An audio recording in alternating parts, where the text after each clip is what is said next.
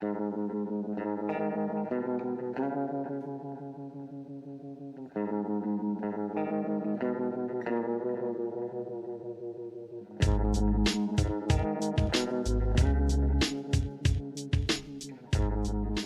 back to Appalachian Dim Sum, where our entertainment is our comfort food.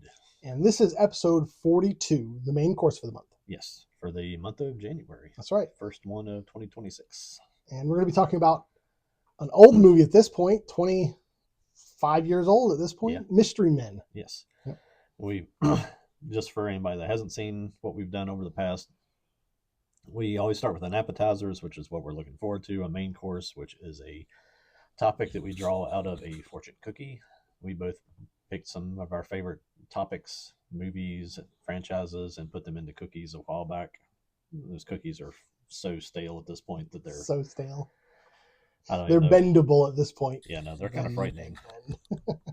And then we close out with like a desserts, which is kind of what we're looking forward to, and then a lot of times usually a coffee service, which kind of ties back to the main one, and it will definitely in this one. Our coffee service will tie back to the main course of Mystery Men, yes, which is a non-typical superhero, not drama, but movie. Yeah, it's I would say almost like an indie. I mean, literally an independent superhero comic film. I think that was the word I was looking for. It's an indie superhero film. Definitely not a big studio like a Marvel type thing. Right. But yeah, we drew this one back. I think we hit a stretch where it was a couple of yours. We're hitting all of mine. I was like, did Randy ever put any in here? We finally got to. I think maybe a Blade Runner was one of yours. I think so. You kind of got me more into Shawshank Redemption, I think, was mine. You got me more into Blade Runner than I was into Blade Runner. You got me much more interested in that whole world. But this was yet another one that, much like most of the ones I've drug you through, was one that I had never seen. I think that's a great part of this is we get to share media, and it's a reason to watch stuff or experience things that we haven't experienced before. Yeah, there's a lot of movies from 80s, 90s, and stuff like that I flip past seeing on things, and unless it's something I know, it's something I missed, and there's my chance to see it or something like that. There's most of those things I'll just flip past them. Yeah. And that's kind of what happened with Mystery Men in the theater. Yeah. It was one of those movies. There was a lot of movies in the late 90s. Yeah. At like a turn of the century, came out and has a cult following. The other one I'm thinking of, I think, is in one of the fortune cookies, Fifth Element. Yeah. It's like, I think this is how movies are supposed to be made. These movies are like prime examples of what a good movie is. Yeah. And no one watched it. No one went to the theater. It just, didn't even fly under the radar. It crashed under the radar in the theater. You would put Fifth Element up probably in like a top 10-ish range for you. Oh yeah, no doubt. I never watched it from front to finish, beginning to end in one session. Okay. I've seen pieces of it, most of it, probably 20 times. But because it was a cable movie, it was always on. You'd flip to it and you would have missed the first, who knows, however long, or you'd catch the beginning part and you'd get back into where this is where I picked it up last time I flipped to this. Right. So you'd stop and go do something else. And well, someday we'll get you all the way through it, beginning to end. Yeah, and I've had the same thing with, I think you've had movies that some of my favorites. Like, I think my parents had that on. Yeah, The Fisher King. I remember watching. I probably didn't sit down for the whole thing because it didn't keep my attention. Yeah. And I honestly don't even remember the release of Mystery Men. I don't know that I ever remember seeing a trailer for it, or if I did, just did not register as this is in that just after me getting out of college range, and I was newly married, and I think I just started in police work at that point. So I had a lot of stuff going on, and just was not really like pursuing pop culture things at that time. For me, I came across Mystery Men solely because of the PlayStation 2 and the release of DVDs. Yeah. This was around, I was in high school at the time, and the PlayStation 2 was coming up, and I was like, awesome, it's going to be a DVD player. I don't have a DVD player. I want to get me some DVDs. went through the exact same thing. So I started buying DVDs like 6 months before the PlayStation 2 came out. Bless my parents. They saw me buying a bunch of DVDs at Christmas. I got a DVD player. Like, they didn't know what I was doing. And I guess I wasn't explicitly telling them I'm doing this because the PlayStation 2 is coming out next year. And yeah, they got me a DVD player, and so I was able to watch this before. I think that was how I was able to sell getting a PlayStation. It's also a DVD player. Was that we can watch DVDs on this? It's like we don't have any DVDs, but we could get some. And they're like VHS tapes, but they last longer. Wear out. Yeah. And there was all these special features that none of them have anymore, but okay. We literally had like the first 2 Matrix movies and like Resident Evil and maybe 3 or 4 other movies, and I watched those over and over and over. And again, yeah, absolutely. I absolutely had the Matrix. I don't think that might have been the first DVD I ever bought. I think a DVD that we had, I think this maybe made it into trailers. You know, the little trailers you used to get on the beginning of your DVDs. Mm-hmm. I think it's the only time I ever even saw anything about this. And it was just like one of those things. You're sitting down to watch something else, and a trailer on a DVD is not like, oh, wow, I've got to go track that down. And I would say that I don't think Mystery Men presents well as a trailer. That was kind of my thought. When you mentioned it, the only thing I could really remember is there was a dude with spoons. Yeah. And I was like, it's Blue Raja. That sticks out to me because of a Pokemon thing. There's Alakazam is one of the characters there, and that's part of the whole Pokemon lore that the guy that was like an old magician or something. There apparently was like some kind of lawsuit back in the day with Pokemon where this guy accused Pokemon of stealing his likeness to make that character, and they could do Abra and they could do Kadabra, which are the basic and the next evolution of, but they couldn't use Alakazam and their properties for years because of that, and he's the one that had the spoons. So that's probably the only reason that even stuck out in my mind, was just because of the spoon thing from Pokemon. And it was like, hey, there's a dude with spoons. That kind of looks like the Pokemon thing. All right. So, it's interesting, all the different directions that you come at things from. Absolutely. What makes something stick out in your mind, or what attracts you to it, I guess. Now you have some box office. I didn't get the box office numbers. This came out in 1999. Mm-hmm. This made $33 million worldwide. Global box office. It did bomb against a budget of $68 million. There you go. That's what I was wondering. So it and honestly, watching this, it's kind of hard to put a movie like this into the way that you view movies now. Mm-hmm. $68 million seems like a lot of money that has been spent on that movie, because when you go back and watch the effects of the time and stuff like that, it doesn't seem low budget, but it doesn't seem like something they spent $68 million on. So that surprised me when I looked that up. I was like, wow, I wouldn't have thought that budget would have been like, $15-20 million or something like that. But I mean, another movie around that time that I cherish, called Dark City, took $27 million. So yeah, that was. It seemed like it was high, and it was like, I guess when you think about it, we'll get into it as we talk about the movie more. Is I think they must have built a lot of set pieces for this. They did. And that probably is what ate up a lot of that money. The budget for the Matrix was around $63 million. Yeah. So I mean, that's ridiculous. Yeah, if you compare those two, it's like, I was trying to think in terms of, while we're looking things up here, I was just thinking about Godzilla -1, because that's one of the deals with it, is it was such a beautiful movie, but it really was not that expensive. No, this is an AI overview, so always take that with a grain of salt. It says Mystery Men was expensive to make, primarily due to a combination of production mismanagement, an ensemble cast, and executive production design and special effects. Godzilla -1 was $15 million. Right. Literally a quarter of what, less than a quarter of what it cost to make Mystery Men. But so that was definitely an interesting thing. I don't try to use like low budget as like a derogatory term, but it seemed like it was a notch down production wise against a lot of the other movies of the time. You're talking about in 99, that's the same year as The Matrix, right? Yeah, it definitely you can feel that it was a movie made on sets. Yeah. And I don't know if that was intentional, we'll talk a little bit later about Champion City itself and stuff like that. Yeah.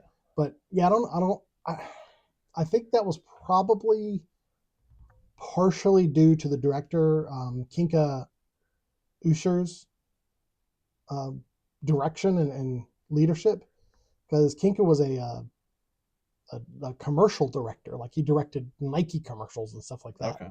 This is his only theatrically directed film. Wow. This is it. Okay. This is all he's done. He's done some shorts and he does commercials, and that's it.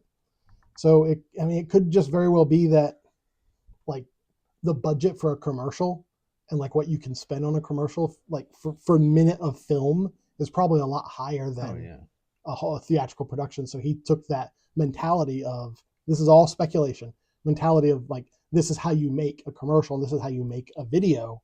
That makes sense. And it blew it up. And when that happened, blew up the budget. If you sit down and watch this movie and think of it in those terms, watch it multiple times and go through some of the scenes and think about somebody that has a mentality of trying to shoot like a little 2-minute commercial, and how specifically detailed little sequences are, car chases, fights, and things like that actually makes a lot of sense. That this film they were almost shot more like they were commercials. This film is a very punchy movie. Like it is, every minute or so you're either getting a joke, you're getting some exposition. Like it moves along at a good pace. And I could definitely see someone making this film thinking about it in smaller chunks. Yeah, and it's for sure. Just over 2-hour movie too. So if you had to make 60 commercials, right, to make the movie, then you get a little expensive. The writers were Neil Cuthbert. He wrote Return of the Swamp Thing, Hocus Pocus, Pluto Nash. Yeah. Nothing else since Pluto Nash. Oh. Yeah. And Bob Burden, his only credit on IMDb. I'm like, that's wild. So they gave $68 million to a guy who had never directed a feature-length film and 2 writers who, well, one had some history, but the other one had none. Based on a comic series. You ready to go into that? Yeah. Based on a comic series called Flaming Carrot Comics, or The Flaming Carrot. And it's not even based on the main character of the Flaming Carrot. It's just some side characters. Background people from the Flaming Carrot. It's like, it's almost assuming that everybody knew the Flaming Carrot. I'm like, no, I've never heard of the Flaming Carrot. I discovered the Flaming Carrot when I was just pulling up Wikipedia on Mystery Men. And I was like, this is based on the Flaming Carrot. I was like, the Flaming what? Like, there wasn't a carrot in that movie. I was like, what is that based on? And what I read, and again, this is just limited kind of background looking. The Flaming Carrot was the founding member of the Mystery Men. Yep. But like, it was introduced in the comics, like it was issue 16. Like way into it. Yeah. As like a flashback sequence of just remembering back when he started being a superhero and was founded the Mystery Men or something. So it was like, they weren't even like, sidekick characters through the comic. It literally was just like, hey, back. There's like a little flashback sequence of this is how this all started. Yeah. And it would almost be like, making a movie based on, in the DC universe, based on the Graysons. Yeah. It's like, this is where Dick Grayson came from. Well, let's make a movie that's just about the Graysons and the circus troupe that he was a part of. Yeah. Or maybe not even that. Let's make a movie about the circus troupe after Dick Grayson left and his parents died. Yeah. Who would care about that? I was going to say, it definitely would be like another layer removed of the Graysons, because the Graysons actually would be tied into the storyline a little bit more. Yeah, that's what I'm saying. Yeah, put it after Robin leaves, because then it's not associated at all. Be following the guys that wanted to start a acrobatics group after seeing the Graysons at a circus. Right. So apparently the Flaming Carrot, and now you asked me if I had any of these comics, and I do not. Yeah. It's one of those comic series where I became aware of it because of Mystery Men, and I'm interested in it. Kind of like I was talking last episode, where I hem and haw. Like, I look it up and I'm like, well, is this collection good enough? I don't know. And then I don't get it. And it's just been years and years of me every once in a while looking at the Flaming Carrot comics and seeing if I can come across a nice set that I can get. been doing that with Invincible since I understood what Invincible was. I see like a little collection of books, and you see like a compendium, but it's like I never can find them all. And I think somebody had them all at a show that I was at, and I was like, maybe I'll go back and get them. And I think I ended up finding something else that I bought at that show, and I was like, well, I'm just not going to get it. It's the same way. Hemming and hawing is the exact way to describe how you just run circles around buying something and never buy it. A couple of the other series that I hem and haw over is The Mask. Ever since I found out that The Mask, the comic series that the movie's based on, is like ultra violent, I've been very interested. I'm like, I want to see me some ultra violent, mask type stuff. The Tick. I've loved everything I've seen of The Tick. The latest Amazon series was fine. Yeah. But like the series with, what's his name? Paul Warburton, is that his name? Patrick Warburton, yeah. That's fantastic. I'd love to see more of that world.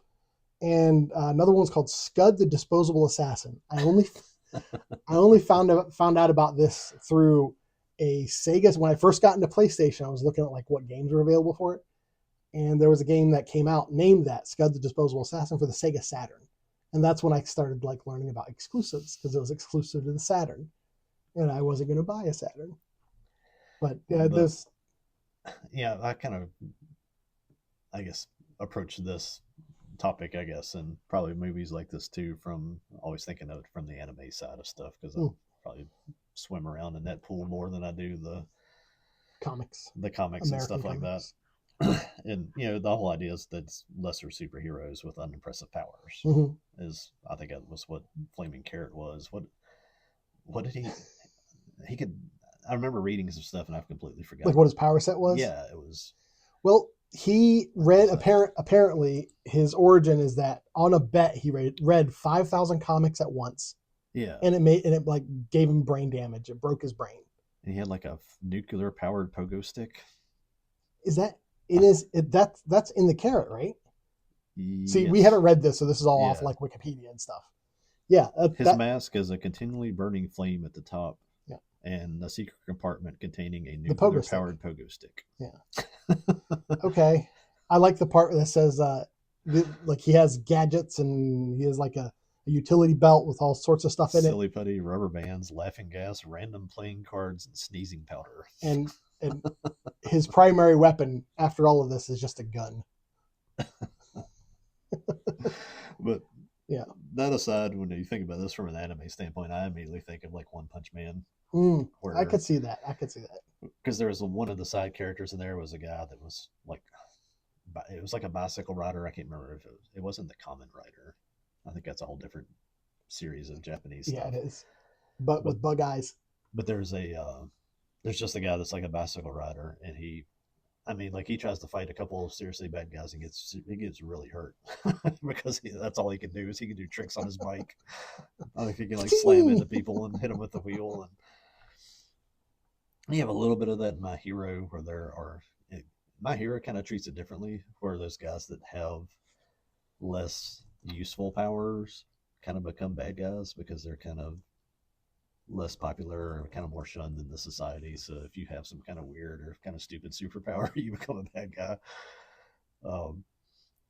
And I know that kind of stuff has been in comics, anime, and all that stuff probably ever since the X-Men came into being in comic form, not recent movies, but the whole idea of there being people that have mutations and powers, and some of them they're useless, super powerful, and then some of them are like, I can make a light on the back of my hand. It's handy for reading, right? Or something like that. We're going in a dark cave. Get Light Hand Boy. Yeah. Or I'm Mr. Bun Warmer guy. You want to take him on picnics to heat up your hamburger buns. The boys takes that idea to an uncomfortable place. Yeah, we've discussed that before. Yeah. It's always fun to. It's been a little thing that's kind of been around, I guess, probably since the X-Men stuff probably started. I don't know that they started really parodying anything in the X-Men back in the 60s, but it's like the B team or the C team. By the time you kind of got to the 80s, I think you had people that saw that was a potential for material to make those guys. I'm not certain, but I'm pretty. I'm pretty sure I've heard at some point that's kind of like what like X-Force was. It's like the misfit Yeah. superheroes, that the misfit See, mutants that don't really fit in the X-Men. I came into the X Force in a probably mid 2000s reiteration of it. So I don't know when it started. The one that I got was like they were the assassins that were there to do the dirty work that the regular X-Men wouldn't do. Like if they needed to go kill somebody because he was out of control. Right. I don't know if that was how that started or if how that was intended, but that's how I picked that up. That was a little short series of comics that I got duped into getting from the local place. Back at the height of the X-Men movies and when Yeah. Wolverine started to become We need to popular. read this. Well, he was in everything at one point. Yeah. Yeah. Probably around that Wolverine Origins time frame when they did those comics. Yeah. From what I could tell, the Flaming Carrot specifically is almost seems like a transition character from when comics went from being just like the 4-panel strips to like X-Men kind of thing. Yeah. Because he wasn't immediately in his own comic. He was in a magazine, a yearly magazine called Visions. And he was just like a part of it. I'm thinking, I don't know anything about Visions, but I'm thinking like heavy metal, how it has comics in it. Yeah. That sort of thing. Then there was a publishing company called Aardvark Vanaheim. Beautiful name. They published a 5-issue miniseries of the Flaming Carrot. Okay. Then Aardvark Vanaheim broke apart, and part of it was like a divorce or whatever. They both took rights to different things. Yeah. The person who took the rights to the Flaming Carrot made Renegade Press, and they published issues 6 to 17. Okay. Then eventually, Dark Horse published 18 to 31. And then there was a comic called Flaming Carrot and Reed Fleming World's Toughest Milkman. Serves as issue 32. I really need to find some of this stuff. Yeah. And then in 2004, Image published a new series, which was simultaneously issue 1 to 4 and 33 to 36. Like they were both. Okay. So I guess it was probably like a soft reboot, Yeah. Yeah. And then the last a Flaming Carrot like issue of anything is issue 37, which was also Photo Comic Special #1. So it sounds like if one wanted to get all of these comics, it would probably be an ordeal, probably be very expensive. I was gonna say probably be expensive. There are omnibuses, and these are the situations that make me hem and haw. The Ninja Turtles with Mirage is guilty of this as well. So like the Flaming Carrot Omnibus Volume 1 collects issues 1 and 2, 4 through 11, 25 through 27. What? Okay. Like, why are you jumping around like that? So if I can find an omnibus that's like everything, then I'd get it. But I don't think that exists. I think they're all just like all over the place. You just got to piece it together. Yeah. Yeah, that's frustrating. And at that point, that's kind of, I lose interest. Like, Yeah. I'm not doing this. Yeah. It'd be fun to read through. I don't think Flaming Carrot is something that's like, man, I need that for my collection. Right. I'm going to spend $400 to get my Flaming Carrot. Right. I was like, no. I was like, for $40, I'd get it all to read it because it'd be fun to read. Yeah. Yeah. There is a 4-issue specifically Mystery Men series. Okay. You can get it on eBay. It's like $50. I just found that the other day. I'll probably pick that up. Yeah. If for no other reason, just to be like, hey, I got it. It seems like it tracks, and we kind of already mentioned it already about, I guess maybe the 80s was when the sort of parody of superhero stuff kind of started to work its way in the media and stuff. I don't think outside of like the comic world and people that like to kind of laugh at the stuff that they already were deep into was probably ready for it, because now it seems like most of the superhero movies are half parody of themselves anyway, and there's whole series. That's what The Boys is a parody of stuff. But all of this stuff, you mentioned The Tick. The Tick came out in 1986, and it wasn't even like a comic. It was like a way to promote other comics. Oh, really? Like a comic store. It was just a character that was like, buy more comics. Yeah. And then it became a cartoon in 1994. Wait, so is the comics for The Tick after the cartoon? Yes. Wow, I did not know that. That's cool. No, I'm sorry. Oh. I think maybe the comics came in the early 90s. Oh, okay. The cartoon was in 1994. Right. and I loved that comic. 2001 was the series we were talking about with Patrick Warburton. Yeah. That nobody was ready for that. I mean, I saw the same thing and I thought it was hilarious.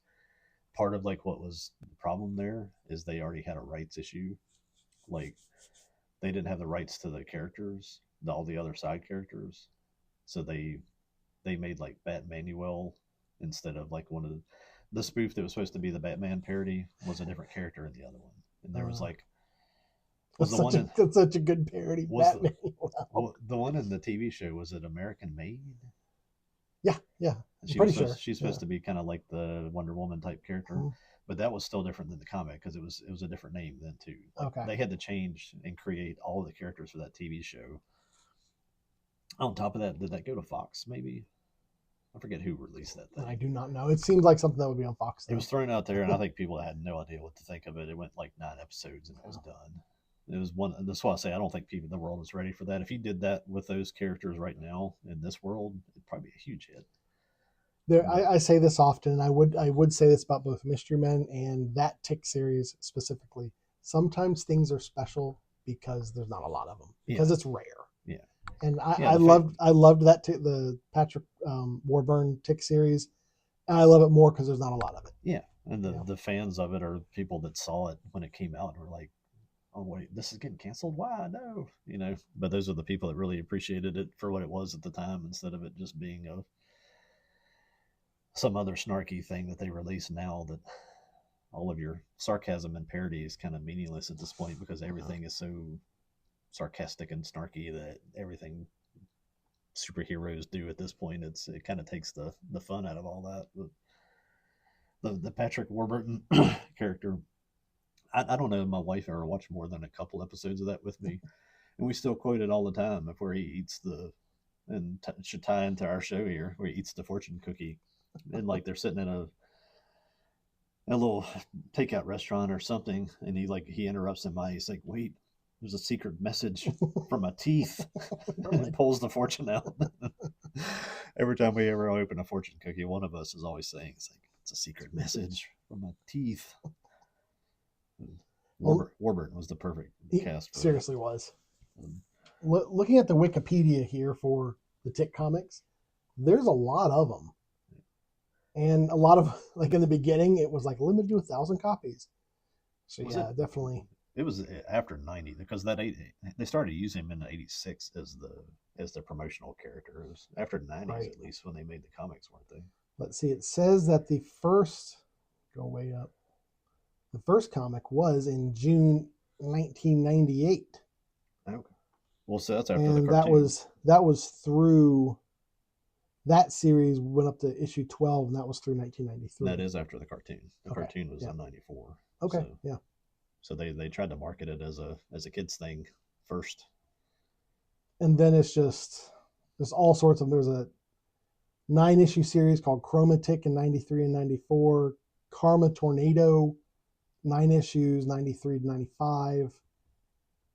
They got trade paperbacks, The Big Blue Destiny, 97, 98. I mean, so it's been, there's a lot of stuff like 99. Are they still making them? I would be. Well, all through the 90s, it looks like, though. They did like the Prime thing in like 2016, wasn't it? So, I mean, they're still trying. Yeah, but I'm not sure if they had comics that late. Yeah. At that point, it may have been like, well, people remember this Tick series finally. Let's make it. They're just content farming. Yeah, exactly. And I don't know the name of the actor who played the Tick in the Amazon series. He did a good job, but it's you are up against a giant. Yeah. With Patrick Warburton, so that was a missed opportunity to be like, how everybody has like a franchise. Ryan Reynolds is Deadpool now. It doesn't matter what he does. Yeah. At this point, that Patrick Warburton could have been tied to that, and it would have been a classic thing if it had been done right and maybe had some more budget and a little more writers or something. But have you heard his sons? They all do a really good impersonation of him. Yeah. That's the long and short of it. I'm sure one of his sons could have filled out that. I watched him. Tick suit. He had like a little stand up. I saw just a section of here just about a week or two ago. It's kind of weird seeing him do stand up. I like him more as that kind of oblivious guy that's like at the office. I mean, Ted is like probably my second favorite thing that he's in. He's at that rental car agency. And he's like, yeah, you know, he blacks out, blacks out at night, and we'll get into all the rude parts of that. But Was that he? was, that was actually Ryan Reynolds in that too, wasn't it? Wasn't he the other guy at the? I know we're getting way off. Mystery Men. Yeah, it says Ted wasn't Ryan Reynolds, or Ryan Reynolds wasn't Ted. Yeah. The opposite may have been true. I think that was what they were trying to imply. Oh, jeez.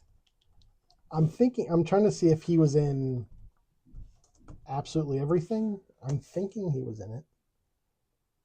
The Everywhere All at Once movie that I can never No, say the name. no, I'm mixing him up with a different actor. If it wasn't everything, Okay. hang on a sec. Have you ever seen Absolutely Everything? I don't think so. No. When you say that, I think of that movie with the Yao lady. Absolutely Anything, not Absolutely Everything. Yeah, I can see that. This is Simon Pegg and Kate Beckinsale. No, I have not seen that. And who plays her ex-boyfriend? Oh, Rob Riggle. Okay, this guy. Oh, I could see how I could mix that up. The premise of Absolutely Anything is Simon Pegg gets imbued with the power by aliens who are testing humanity to see if we deserve to exist, to do anything. He just wishes it, and it happens. And he says something, then waves his hand, and it happens. And it's just the repercussions of what happens. It's a fun movie. I remember watching it. Well, I'll watch pretty much anything with Simon Pegg. I think he's a delight. Same with Kate Beckinsale. If she's in it, I'm like, I'll give it a go. But mostly because this was Robin Williams' like last recorded anything. Really? He plays Simon Pegg's dog, whom he gives the power of speech. He gives him the power of speech. It was kind of there, and like if it's on somewhere, I might watch the thing, and then you say Robin Williams, I'm like, I need to watch that now. Right.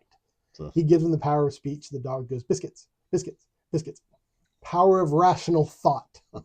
Look, if you give me some biscuits, I'll be able to focus. I just need some biscuits. Yeah, it's good. Just give me the damn biscuits. Yeah. Back to Mystery Men, I guess.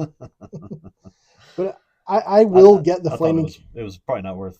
You almost have to mention the tick. Yeah.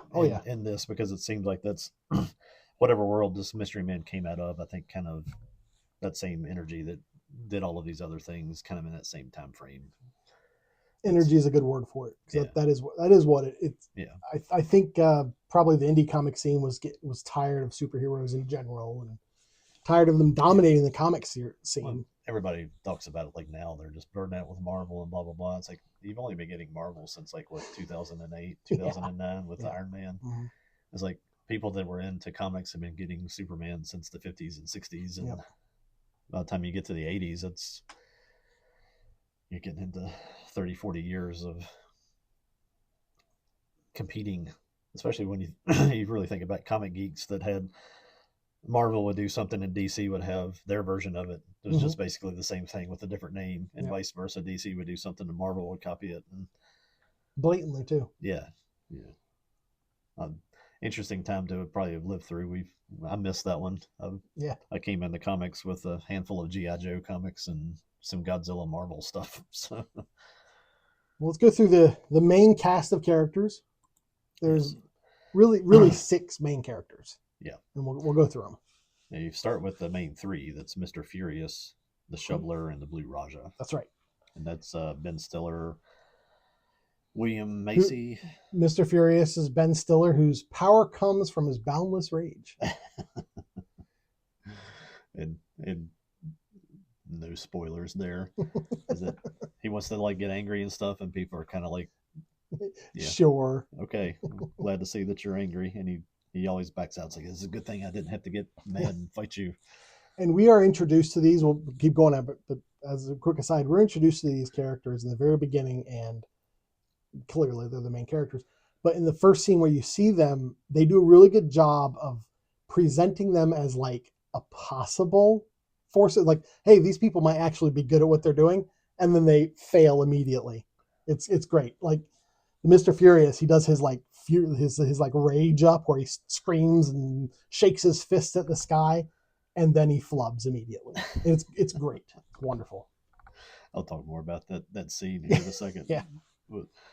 The shoveler is William H. Macy. Right? William H. Macy. This is the first thing I like recognized him in. You know, a lot of times you'll see an actor for a while, then at one point it's like, hey, I know that guy. He's always going to be Fargo for me. Yeah. And I don't know if Fargo was before this. Fargo This was before this. Yeah, before this. Yeah. And he, I think more than any other actor, I think he brought some like credibility to this. Is like he's a real actor and he's in this. Yeah. That's kind of how where I kind of felt he was. His notoriety was coming, was helping the movie, or at least it should have. And he's playing the shoveler. He shovels well. He shovels well. He dresses like a miner. Shovels very well. Like an actual coal miner. Yeah. With a little helmet and stuff, but then he has like his kids like baseball. Literally his child's baseball like umpire vest. Yeah. I love when his wife tells him, he's like, I don't forget the name, but your son needs that for baseball practice. He was like, well, I bought it. It's mine too. Like, oh. And then the third one is the Blue Raja, and that is Hank Azaria. Hank Azaria from The Simpsons. Yeah. And also he's a master of silverware. He's not stab man. He's not knifey boy. The Blue Raja. Speaking with his is it supposed to be sort of Victorian? His fake English, British accent. British accent, whatever. Well, I didn't look into it because I thought it would probably be one of those like convoluted history things. But at one point in the film, he does say, if we step out, because he doesn't have any blue on him. He's got like a quilted green cape with like some red accents, and he's wearing like a head wrap, like a turban. And Ben Stiller's character is like, well, if we could talk about for a second, your name's a Blue Raja. Couldn't we get blue in there somewhere? He's like, if we could step out of our literal mind just for a moment. And he talks about like the British Raj when British was over India. So he's got this whole story built up in his mind of why his character makes sense. It's fantastic. I also wonder why not knives. He's a master of silverware, master of cutlery. Knives or cutlery? Yeah. Come on. But he doesn't want to hurt anybody. Come on. He's flinging knives. I mean, flinging forks. He's a limey fork flinger. But kind of get into the plot a little bit there. But they seek out other superheroes to join them as the story progresses, and the next two that kind of, or the other two that kind of become the main part of the group, coming about not even halfway. That's like a quarter. Yeah. And that's the Spleen, or just Spleen. It's just Spleen. This is Pee Wee Herman. That's Pee Wee Herman. Yep. Whose power is gas. Is gas, yeah. Paul Rubens is the actor. And his story, the thing I like about his story is you see from the very get-go, when he first shows his power, he's got a legitimate power. Yeah. He's really able to do something. He can direct his flatulence and knock people out. They're in a diner, and he demonstrates it to them, and he just fires at each one and knocks. You have to pull his fingers. Yeah, you have to pull his fingers, and he knocks over like individually like 5 different people, and they just pass out. Bats out in their food. So his little story is that one day in his awkward youth, he had blamed a passing gypsy woman on his flatulence, and the gypsy woman cursed him that since he was he who smelt it, he would forever be he who dealt it. So gypsy curse makes him fart. Okay. They dress him up where he has like really large pimples. Yeah. And really rotten looking teeth. I guess to just accentuate the fact that he's gross. He's gross. He's just gross. And then the last one is Carol, who is Janine Garnoff. Well, Invisible Boy. Yeah. We'll come back to that. I was kind of thinking, yeah, he does join in sooner. Yeah. Invisible Boy is because the shoveler just kind of knew of the Invisible Boy. That's like right. Through, because apparently, because the Invisible Boy tells them that he knows a bunch of other superheroes because he hangs out at like costume shops. That's right. I was interested. It was interesting to me that they didn't say comic shops. He's like costume shops and another place he says, I forget what exactly it is. Yeah. And then because of that, they throw the barbecue to get other people to come in. That's right. Yeah. And that's where Carol comes in. Yeah, the Invisible Boy he can be invisible as long as nobody looks at him. Absolutely nobody. Not even himself. If he looks at himself, he becomes visible again. So okay. And it's played by Keenan from Keenan and Kel. Or I'm sorry, Kel from Keenan and Kel. Kel Mitchell. Okay. That's who. That's one of those actors where like this was his like prime, and Yeah. I don't really know what he's gone on to do. I know Keenan has just been on SNL since then. He's been on SNL for like 20 years at this point. Yeah, there's a lot of people here that I knew from like being stand-up comedians, Yeah, and outside of that, like Carol, who was played Carol, by that is Janine Garofalo, Dream. Yeah, let me pull that up. So I'm who not sitting still here I struggling looked up with what names. she's up to. She's still just doing comedy up in New York. She played a lot of kind of smaller, um, independent roles, kind of things. There was a minute she was like She was in a the lot of it stuff. girl, you know, like she. The coolest thing that I thought she ever did, and it's just one of my favorite movies, is she was in Copland, and she. I don't think I've ever seen that. That's such a good movie. It's the movie when you were down on when you're getting really kind of beat down by the stuff you have to deal with as police officers that I would watch to remind me why I was a police officer. And she plays just a deputy in this little like three officer department on a suburb of New York. And like a serious drama. Serious, like she plays it straight. She's plays the role that she's. It's not a huge role in the film. It's just that she's just really good in that movie. So, 2 years later, she's the bowler. Yeah. Yeah, there was a couple of like other kind of. Was she ever in? I would say like IFC movies. Get to her name there, so I'm not sitting here trying to just dig stuff out of my mind. Was she ever in any kind of sketch comedy kind of thing? Like Clay Pigeons was like one of those sort of murder, not trying to be sort of like a Tarantino type movie, just wasn't as good. I know she was in that. God, there's a bunch of these movies I knew she was in that I've never watched. The Truth About Cats and Dogs, I know, was a big one for her. I know that's a popular movie for her. I can't swear that I've seen that one or not.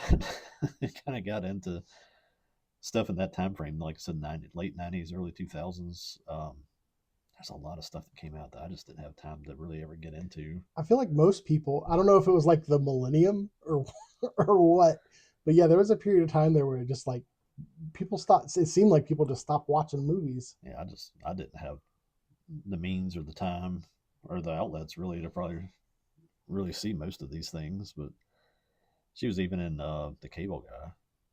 I don't even remember her in The Cable Guy. No. So she might have been like a neighbor, like an apartment neighbor or something like that. But yeah, it's interesting. When I saw Mystery Men, I knew who she was, but I don't know what I knew her from. Yeah. Yeah, I knew her completely from stand-up stuff. Even the first movies I saw her in, it seemed like somebody we knew at Washington Lee or something. My college age was really into her stand-up, so we were seeing a lot of. She was in the Ben Stiller show, and I remember watching some of that on like, I want to say it was either HBO or like Comedy Central. Yeah. So that's probably where I knew her from. I think I was, because I had cable in college, I was really into like watching things that I'd never seen before. So I was watching a lot of stand-ups on Comedy Central back then. And I'm sure I saw her doing that. Or was it? Yeah, I don't remember what that was on. It doesn't matter. She comes into this as they're trying to recruit people. They basically have this huge tryout at a pool at William H. Macy's, the shoveler's house. And she shows up after pretty much all the other interviews have failed, and shows up with like a bowling ball and throws it at them, and it ricochets around and just about knocks over everybody, and then comes back and she catches it back in her bag. And it shows that as it's midair, it's turning and guiding itself. Yeah. So this is a part of this world is, at least in the beginning, you're not sure if this is like a world that doesn't really have superpowers and people are just pretending kind of thing and using technology. But no, there are actually few.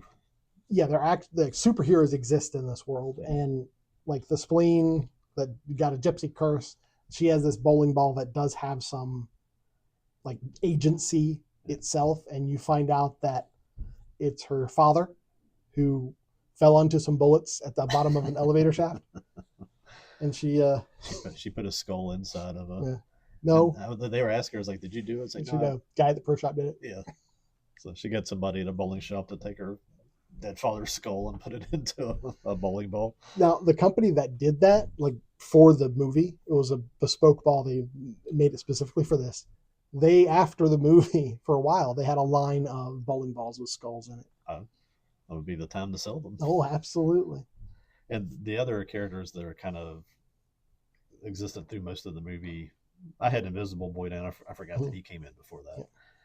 The Sphinx. The Sphinx, who's terribly mysterious. Yeah. And can also cut guns in half with his mind. I don't know that I even picked up on that. I remember the scene when the guns get cut, and I was like waiting. He's like, "How did the guns get cut?" The Sphinx. And he just when they were first talking about the Sphinx, when they first said, "Well, we need to recruit," and they're like, "Well, I've heard this guy down in Mexico. His name is the Sphinx." He was like, "Well, what's his powers?" He's terribly mysterious. Was that he's mysterious? That's Wes. And then Frank is the Blue Raja is like, "No, I think it's Blue Raja." He's like, "I think he can cut guns in half with his mind." He's like, "Really?" He's like, "I don't know." Yeah, it's one of those things where I don't think I realized it the first time either. Probably missed it. But it connects those two scenes, just that one visual, because they don't even explain that the guns have been cut in half. Yeah, you can see that they got cut in half, and then I was like, I was waiting for a blade or something to come back, and there was nothing. He was like just a sugar wire. He was just like sort of standing over there, yeah. has like a cape and a little like Catwoman like mask on, and yeah, it's Wes Studi, who was Magua from Last of the Mohicans. Okay, and he's one of the doesn't have a lot of speaking, not only any speaking stuff in Dances with Wolves, but he's one of the raiding Indian parties in that. I think he's the one that they all circle around when he just runs down the river after they raid like that little village, their village, and they like circle him and shoot him all at the same time. But he's pretty cool in this. And we need to talk about Captain Amazing. Or the last on the good guy side is Dr. Heller. Dr. Heller, yeah, I think I have Heller here somewhere. That's Tom Waits. I have him somewhere in there. Yeah, Dr. Heller's the first main character that you're introduced to, because he is at an old folks' home in the opening scene picking up the ladies. Yep. And he is a weapons manufacturer. Yeah, weapons designer.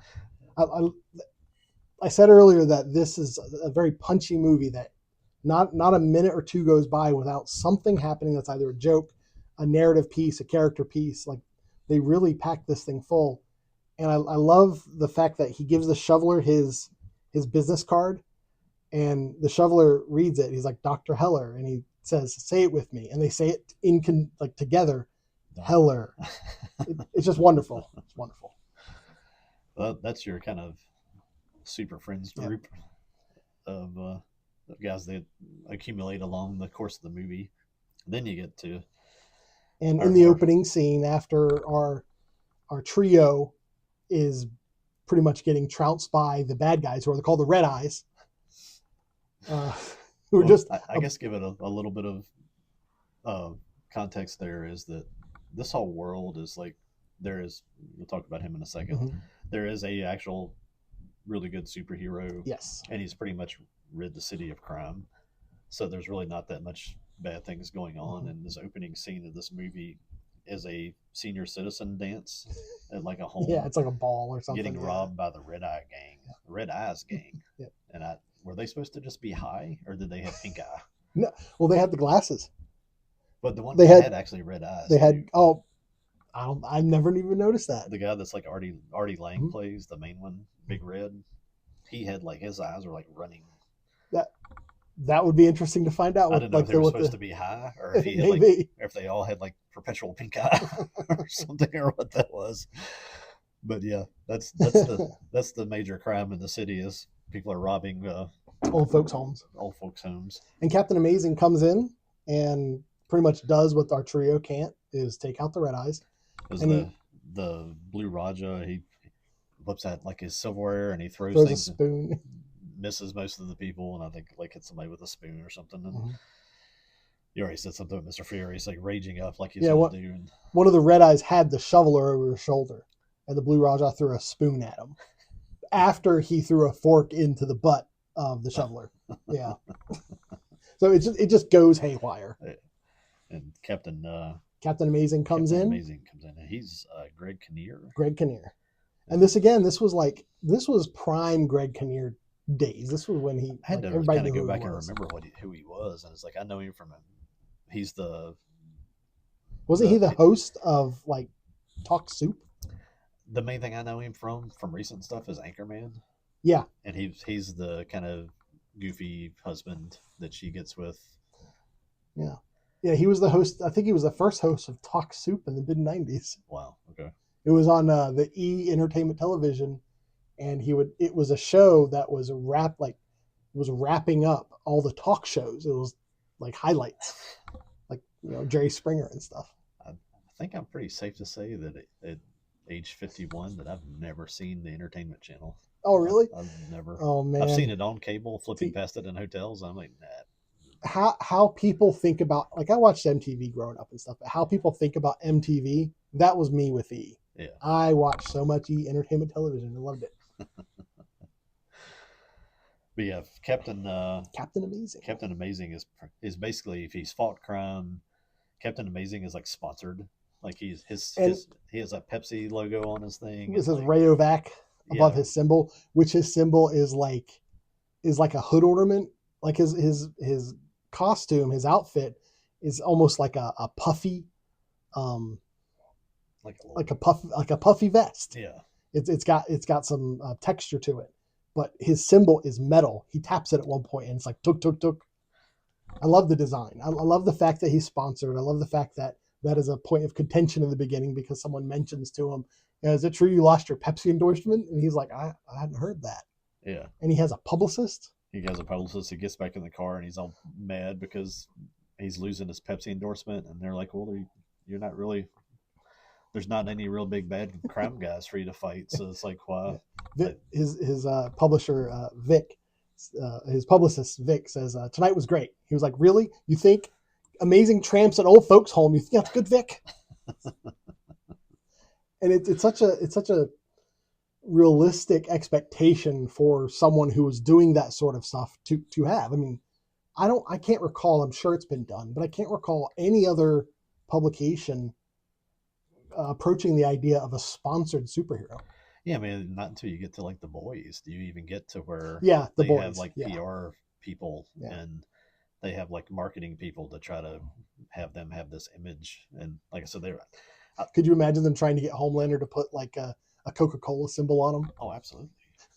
He'd kill him. Yeah, he'd hate it. But it's like But the Deep, though, I'm surprised the Deep isn't like sponsored by Ski-Doo. I said that earlier in this, that the same seemed like this thing hit at the wrong time. Yeah.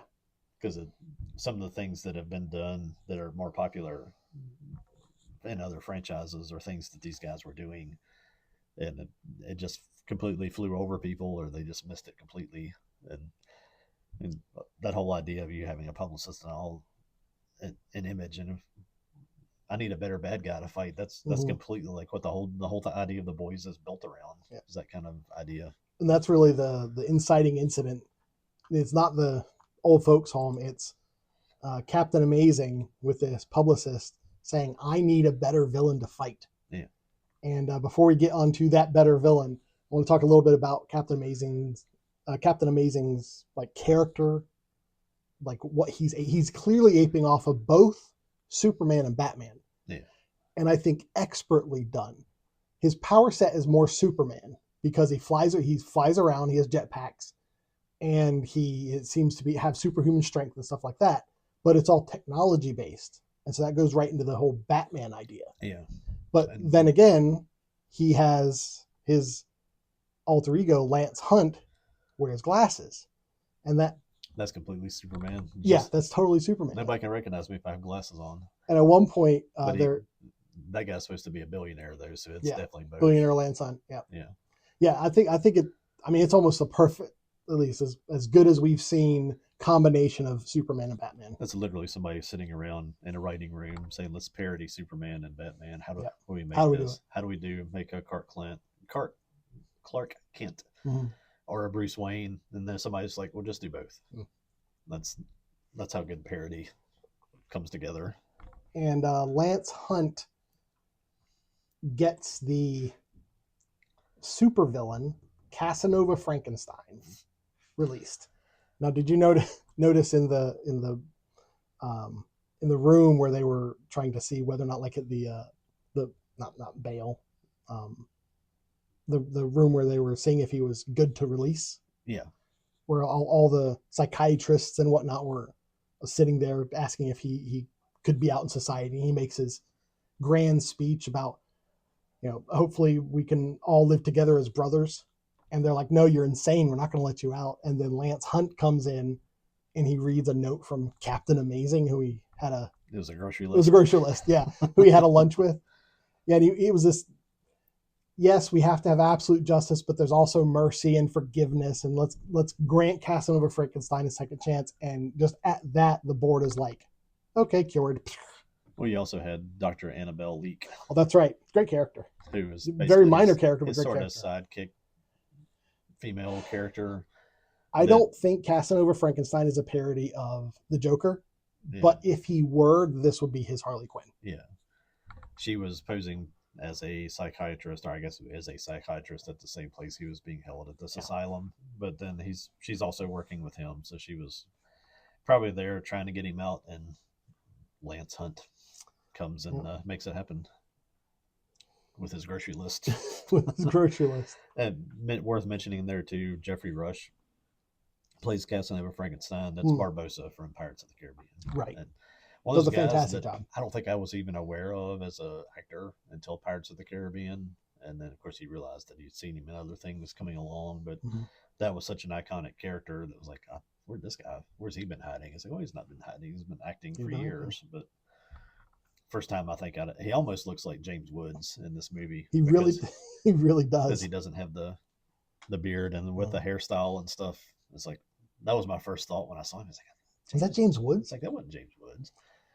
I'll be honest. I mean, Jeffrey Rush did a fantastic job with this character. I don't think anybody else should have played him, but James Woods would have eaten that character up. He would have done well. Yeah. I love the idea. He has all these like technological rings on, and like his boots and stuff. Like, he's outfitted with weapons. Yeah. And that's kind of his power, is he has all this technology. He has a really sharp fingernail. And his really sharp fingernail. Yeah. And then his pinky. That's like gold plated or something too, isn't it? Or something. Oh yeah, that's a cocaine nail, right? It's like the Jesus from the Big Lebowski. Well, that kind of goes with the main threat from this character, Casanova Frankenstein. Since he was in an insane asylum for decades, he got to know all these scientists who had gone insane, figuring out the formulas for this thing called the psychofraculator. Yeah. I was trying to find it on my thing, the psychofraculator. And basically, like, the only explanation we get is like, it turns hallucinations into reality. And if he's bumping up on cocaine, that would make sense. I mean, you go right there, yeah. But that's it. He's threatening the city. There's some other stuff where I'm not going to get into. There is some subversion of tropes in this that goes along with Casanova Frankenstein that I think shows, especially modern iterations of superhero parodies, like how you subvert expectations of the audience. I've told Joel I don't want to spoil that, because we are getting into spoilers, but none of the spoilers we've talked about, I think. Well, it kind of gets into some of the areas that some of the other things do. Where trying to think of, the Crow is the first thing that pops into my mind, where he's kind of gathering his little gangs of guys to go commit these crime things, and they've got all these little stereotyped gangs. There's the frat boys. Let's skip. Yeah, that's fine. We'll skip ahead. All right, here we go. But there's like the rappers, the frat boys. You've got the rappers are the not so goody mob, who's literally just the group Goody Mob. they wanted to be in this. What is it? Who puts the rhyme in crime? That's it. Yeah. Okay. And the playback to this and that time yeah. frame too, that's one of those things that's probably just a connection that a lot of people don't get, is that whole it was in basketball, it was in like music, that whole sort of West Coast kind of gangster rap stuff versus this sort of white boy culture. It was big with, turn this into a sports podcast, going through the mid 90s, talking about like Duke versus Michigan and stuff, where the Michigan guys were all dressing like gangsters and like they were the first guys to ever wear baggy shorts, and Duke had Christian Laettner and Bobby Hurley and tight white haircuts and shorts, and they were kind of punky guys, and that was a part of the culture in the late 90s, and that's probably a nod to that a lot of people just don't get, that those two groups were kind of representing that little thing going on between rappers and boy bands, and these two kind of polar opposite ends of a lot of pop culture stuff. You had the Susies, who were the assassins from the East, who were just transvestite Asian men. I mean, I never got quite, because there was another group of them too. They're called like the Pixies or the Fairies. The Furries, which is funny with today's context. The Furries are just dressed to kill. They're just women in almost like James Bond like outfits, like little. They were all really little big. Dresses with. They were really big, so I never could figure out whether they're supposed to be guys or girls. But I think the Furries were women. The Susies were men. I got you. There was like the suits. The suits. Downsizing all those who dare to oppose them. These are your stereotypical mob men, essentially. Like they actually have pinstripe suits and everything. Yeah. It's great. And the last group, you mentioned them first, were the frat boys. Yeah, the frat boys. And they're still on probation for lethal hazing. And the reason I brought up a picture of just the frat boys, that's Michael Bay. Really? Yeah. He's the one that goes, can we bring the Brewskis? Can we just bring the Brewskis? Why is Michael Bay in this? It's such a weird collection of people. I missed that. I was scanning over the group of these guys. He might not be credited. Might not be, because there's frat boy number 2. There he is, frat boy number 1, Michael Bay. I would have seen that and not even thought. I was like, who's Michael Bay? Yeah. I was like, the director. Yeah, just the guy that made all the Transformers movies. Right. Ridiculous. It's kind of aside from just going through all the groups there, but talking about like all the stand-up people. Ben Stiller was doing comedy, sketch comedy. Greg Kinnear was doing that. Janine Garofalo was. Did you ever watch Artie Lang? Let me look up who that is. He's Big Red from the Red Eyes Gang. Oh, okay. I'm familiar. I don't know. I missed him somehow, but I hear like when Rogan listened to his podcast, he owns a comedy club, and he really like studied all the old guys, and all of those guys, all those active comedians, they all talk about Artie Lang like they learned their trade from him. And it always reminds me that I want to go back and try to find some of this stuff and watch it.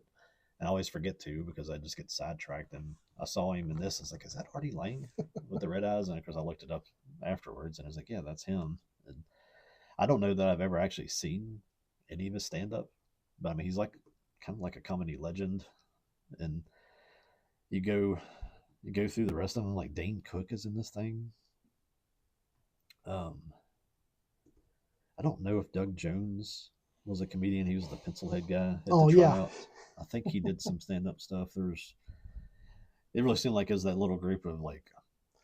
It is really a star-studded cast, especially when you consider, like I said before, the director never directed a feature-length film. It had to be like, and I'm not 100% sure about like if Ben Stiller or like there had to be someone who really believed in this. Yeah. But you could choose of the comedians. Eddie Izzard. Yeah, I used to watch Eddie Izzard stand-ups all the time. Yeah, he was Tony C or Tony P, right? Tony P. He was Tony P. Okay. And really good actor. He was really intelligent comedy, and I don't know. He's kind of drifted into that whole identity stuff. Well, he was always a little. Well, he dressed like I think it was kind of like just. He kind of went. That was kind of how he became. He famous. played it. Yeah. I don't think it was a thing. I don't think he did it in the terms that people are doing that today. Right.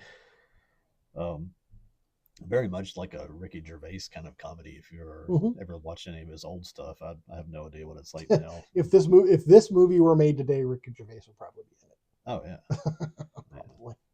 yeah. But I thought that was something that was kind of cool when you go through and just like scroll through the cast. Mm-hmm. It's like, man, they had everybody that did like stand up comedy all like, maybe that's why it was so expensive. But I think the credits Luis Guzman in here. I don't even remember him being in it. No idea. I have no. He might be just a guy at like one Yeah. of the parties or at the old home or something. But yeah, But the production company that did all the sets, you were talking about how it kind of seemed like it wasn't really up to the standards of oh yeah, the films of the day. It's called Pop Film and Animation. That is such a generic name. I had a hard time finding like, well, what else did they do? I know that. Let's see. I've got Deke Ferdinand was the VFX designer. He did Screamers and What Dreams May Come. Huh. Before this and after this, he did X-Men, The One. Remember with Jet Li? Mm-hmm. He did stuff for the Lord of the Rings trilogy, Fast and Furious, The Arrival, Kong Skull Island, Dune. I mean, Okay. This guy has gone on and done stuff. Yeah. And the VFX supervisor was Lori Nelson. She worked on Howard the Duck and Willow, and then Indiana Jones: The Last Crusade, Back to the Future Part 1 and 2, The Rocketeer, Batman Returns, and Last Action Hero. She hasn't done a whole lot. Well, I think she has. Let me see. Hang on a second. I have to look her up. But I wasn't surprised to see that someone who worked on Batman Returns worked on this film. I have that same observation about this. Yeah, just talking about the other stuff. This is Gotham. Yeah. I mean, that's what it is. With it being definitely aimed to be a parody movie. That the first two Batman movies were Tim Burton world things, and I don't even know who made the last two, but it almost seems like they were trying to start to parody their own world. Well, I know explicitly with that, they made the Burton films, and parents were upset that the second one was so like dark and gritty. Yeah, that they tried to make it bring the Batman animated series into life. Like that was the influence. Because like the Tommy Lee Jones Two-Face and stuff was like that was a little bit goofier than I could really handle back then, or that I enjoyed it. Was it Schumacher? Batman and Robin. Bringing Jim Carrey into it. Yeah, Joel Schumacher is the one who made Batman and Robin. But that world they had that was these kind of like really colorful city sets and stuff like that is like completely, and that all happened before this too. Yeah. This was the Batman movies were 89, 92, 95, and 97. Yeah. So, and if you really want to go back before that, whether or not I think most people that were in the comics and stuff know that comics came out of that stuff like Dick Tracy and stuff like that. Mm-hmm.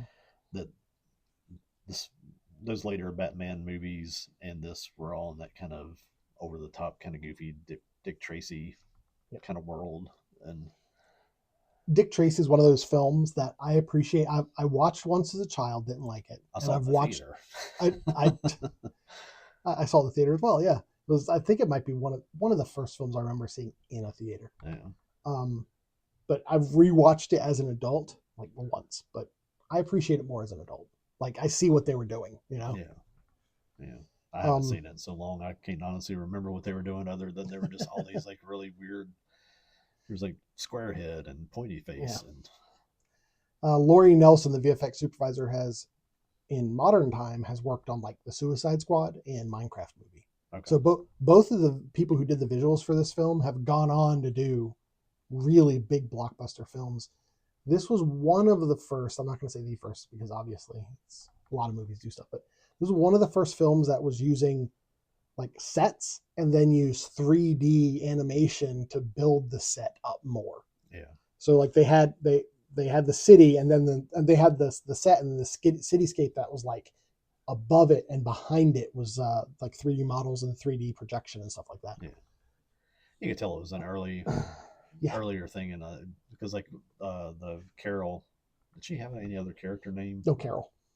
Just I guess her dad was the bowler. Well, she was at one point. Eddie Izzard's character calls her the baby bowler, Maybe, yeah, but I think she was called the bowler because her dad was Carmine the bowler. I got you. So That you could tell they had that mix of animation, yeah, digital, probably not quite full CGI stuff when she threw the ball to let you see the face, and even even as there's a scene where the ball's on fire, yeah, where it almost kind of looks looks like Ghost Ghost Rider. Rider. Yeah, Yep. almost like Ghost It Rider. does. You're right. You're right. I wouldn't be surprised if that was a homage to it. That's kind of the way I took it. It Mm-hmm. looked like something like that, but yeah. But yeah, I think there were two other films that I thought of with the design of the city of Champion City. One was Dark City, which I know you haven't seen. Yeah. But Oh. It's definitely because it almost has a perpetual darkness to it. I've held that movie in my hands, looking at stuff over here before, Yeah. and just still have not watched it yet. It's right there. Well, you'll watch it at some point. Yep. But Champion City, for the most part, and this is really just it's a reflection of the fact that Roy works at a junkyard. The shoveler works at a quarry, and I don't know what the Blue Raja does. Oh, he works silverware. He like sells silverware. Like that's, Yeah. or he's at like a jewelry shop or something. I thought he mostly just lived at home. Mostly just lived at home. But anyway, his mom like encourages him when she finds out that that's what he does. Yeah. I think it's because that's an interesting scene. Yeah. Yeah, because when you're first, I love the fact she finds out what he does, and he admits to her, "Your son's a limey fork flinger, mother." And she's like, "Do you need more forks?" And she brings him to this really nice like case with all these silver forks, like actual silver forks. And she was like, "I was saving this for your wedding, but from the looks of it, that's a long ways off." And he's just so touched. He doesn't get the insult at all. He's not British either. So I mean, no, he actually speaks to her, I think, in his regular voice. Jeffrey, do the accent. She's like, "Do the accent." Cheerio, mother. It's great. But there's Dark City, and the other one was a hint of Blade Runner. Because if you look at like the signs and stuff, the signs are in multiple languages and stuff Kinda like that. Colorful. Yeah, neon downtown kind of thing. And we've already touched on this a little bit. Let's talk about the movies that came before and came after.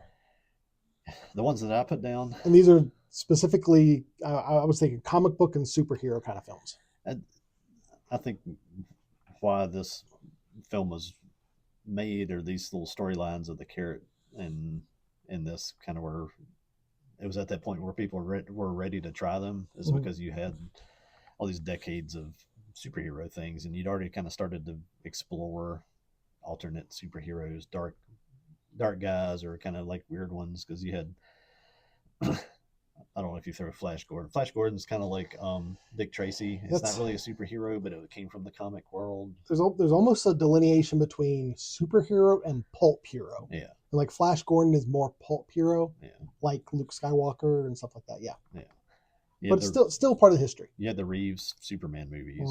Then you started to get into these things where it's like people tried things that were goofy and then tried to go traditional, tried to go dark, where you had like the Spirit and the Rocketeer. You had your The Shadow with Alec Baldwin. The Shadow. You had Spawn. You had Darkman. When I was looking this stuff up, I was really surprised at, because it's one of those things where I always knew this information, but I didn't really collate it in this way. Like, we had Spawn movies before before Spider-Man. Yeah.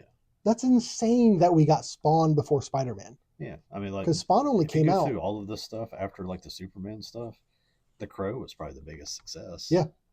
That was you had Darkman, and like you had your Teenage Mutant Ninja Turtles. That was obviously, I don't know. Yeah, it was comic, but I don't know whether you put that into superheroes or not. But that's the only other really big success of this, and it was almost just like people knew that there was something to be hit or mined out of this whole field of stuff, and they didn't know where to go, so they just kept trying, because none of these things are related. It's like you had the really terrible Captain America film, which is almost you almost don't even want to mention that because I don't think that informed this at all. Yeah. The Batman films is definitely what informed this film. Yeah, the Batman was of all these things, there were all these like shots at something that just kind of went into the darkness and never hit anything other than maybe the Crow. You had the Batman series there, and it seems like they realized in 4 movies that they killed it. Yeah. They couldn't stay dark. They couldn't really tell the story. They tried to make it into a kid's thing, and then they tried to add Jim Carrey to make it funny, and it was just like, I mean, you had Arnold Schwarzenegger playing Mr. Freeze, and it became so ridiculous so quickly that it Almost was, became a parody of itself. It just was clear that nobody had any plan or any real way to figure out how to do superhero movies. And you also had Blade. Yeah, Blade's probably was a bigger hit than The Crow. I Yeah. think. Oh yeah. Blade. I mean, it's not. I guess it's a part of the MCU now because they folded it in with the multiverse stuff. But like Blade was Marvel's like breakout hit because before they had the Punisher, and they had some TV movie about with David Hasselhoff with Nick Fury. But I it was all forget with like when you say the Punisher, I half the time I never even go back and like try to look up stuff because I have to think which Punisher was it, because there was right, there's been like like 4 or of 5 of them. Yeah. And I'm like, it's like there's not that much Punisher story. Is it the one with Dolph Lundgren? Is that the one that was in the 90s? Yes, I think so. Hmm. Yeah, because you had Thomas Jane later, right, and then you finally got the John Barenthal ones, and but I think those were trying to tie it back to like Daredevil stuff, right? Yeah. So it's. And I put the mask in here simply because of the flaming carrot and the mask. I feel like have some themes that are similar. Yeah. And I didn't realize the mask was in 1994. Oh my goodness, that was an early film. Yeah, that was kind of one of those things too, that I don't think I was really ever sold on Jim Carrey until the Ark one, or not the Ark, the one where God gives him his powers. What's that called? Bruce Almighty. Bruce Almighty. Mm-hmm. And then from there, that kind of like got me to accept Jim Carrey as less annoying. Let's see, I was talking about like what I watched as a kid, like In Living Color. Yeah, loved it. Yeah, I was a fan of Jim Carrey's from Living Color days. I never watched Living Color and was never really. I think like if I saw like clips of like Living Color, it's like I always caught it at the wrong time. It's like where they were just kind of like trashing white people, and I was just like, that was a lot of it. I was like, I'm not he, really. he always played the goofy white guy. I was just like, I'm not down for that kind of stuff, and I always associated him with that. So like when he came, I remember when The Mask came out, I was like, God, that just looks really annoying. I think we watched it when our kids were young and we enjoyed it all together. But '94, I was a freshman, early sophomore in college, and I was just like, nah. I could see that. I'm not into. I really got Jim Carrey through Bruce Almighty and then Liar Liar, and those two kind of like, well, let's go back and. From there, I went back and watched like the Pet Detective movies, and I was like, "Yeah, that's dumb, but it's funny." And I think it was after all that before I ever even watched The Mask. So however long. Finkel is Einhorn is Finkel. Such a good movie. Yeah, but good in its own way. Yeah. That also kind of comes back to just that general point that like. Yeah. You see all these like flailing attempt at superhero movies that really just almost parodied. I remember like The Spirit was like so much of that was almost like parodying stuff. And well, when you got into the pulp stuff specifically, there was always a tongue-in-cheek aspect to it, you know. Yeah, or at least when they translated it to film, they inserted a tongue-in-cheek. I guess when you see something that like. You wanted it to be a good movie, and you could tell that they didn't take it serious. It was just one of those things that never attracted me to any of this stuff. Mm-hmm. And I liked the first Batman. I was okay with the second Batman. I was like, the other ones, I can't really even sit through watching those again unless we're just watching it to laugh at it or showing it to like my daughter's friend that hadn't seen it yet or something like that. And I didn't look this up specifically, but I think this might be the very first, the Mystery Men might be the first superhero ensemble film. I think so. I really can't think of any before it. Unless you think like Batman and Robin has Batman, Robin, and Batgirl, you know, maybe. Yeah, but that's all. That's not like ensemble. It would have been like a Justice League movie with the Batman. Exactly. It would have been just adding in Robin. Right. Robin's part of Batman.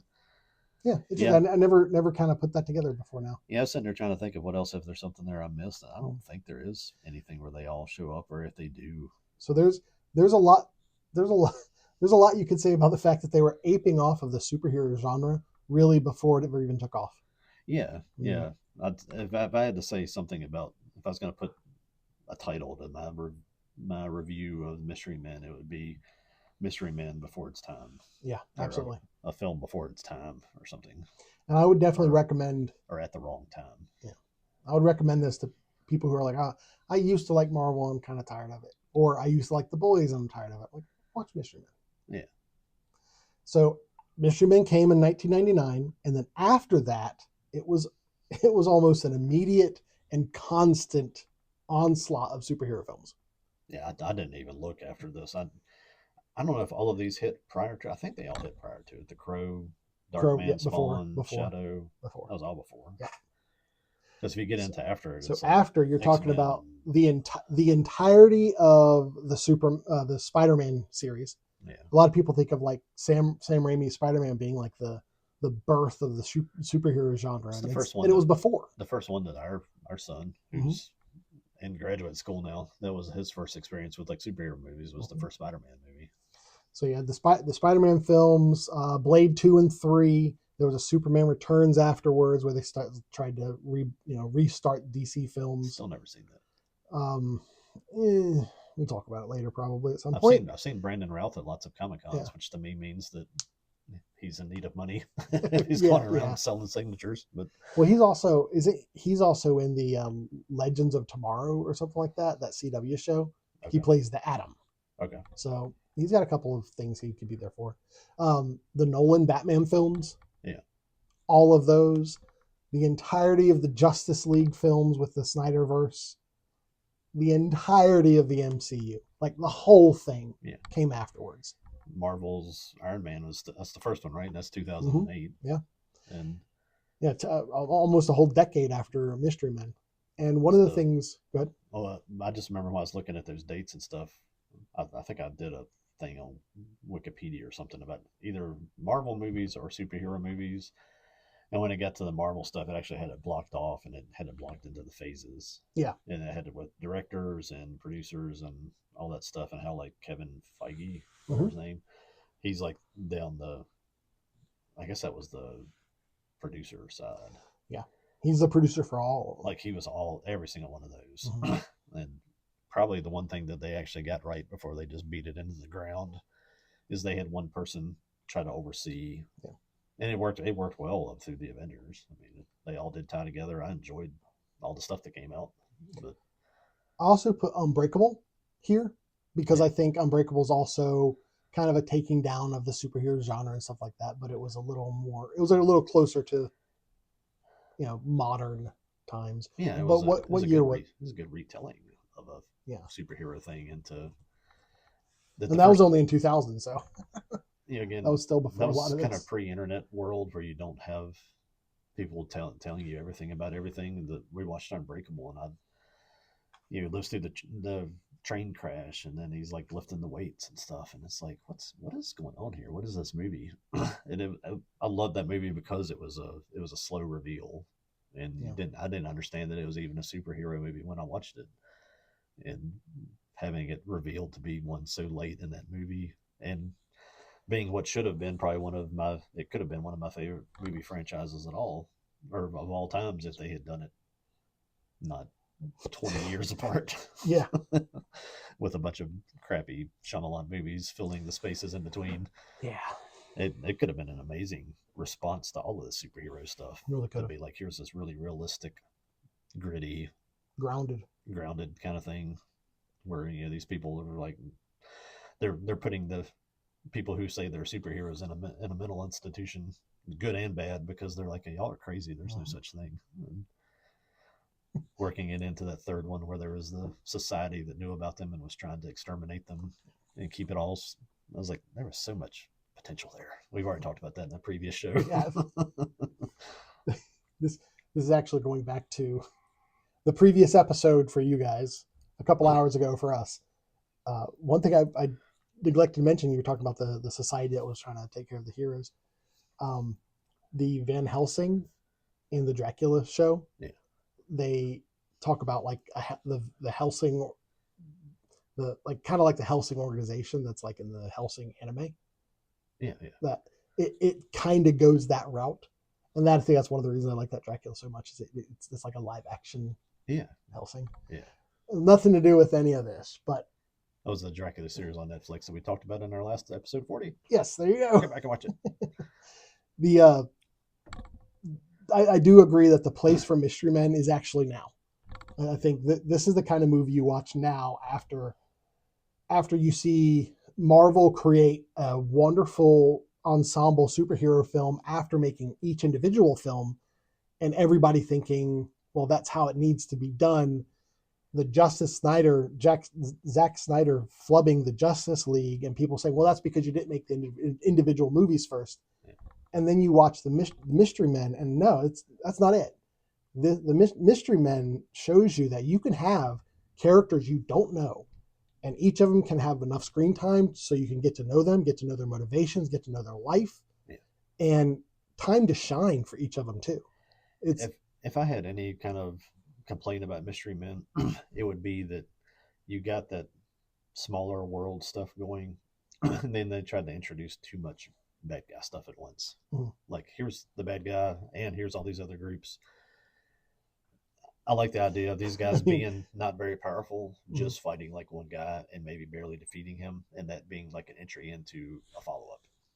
The inclusion, and I almost think that it's intentional, making fun of the rogues gallery of like Batman.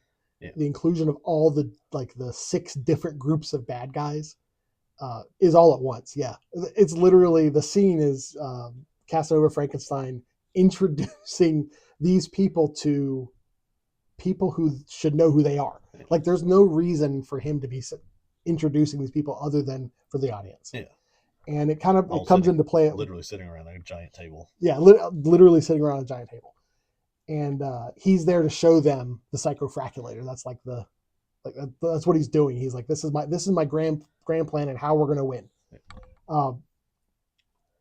And at one point he does kill some of the other people, and that's how he's like, I'm so evil I kill my own men. Yeah. Which is again kind of a commentary about the supervillains in shows. Yeah.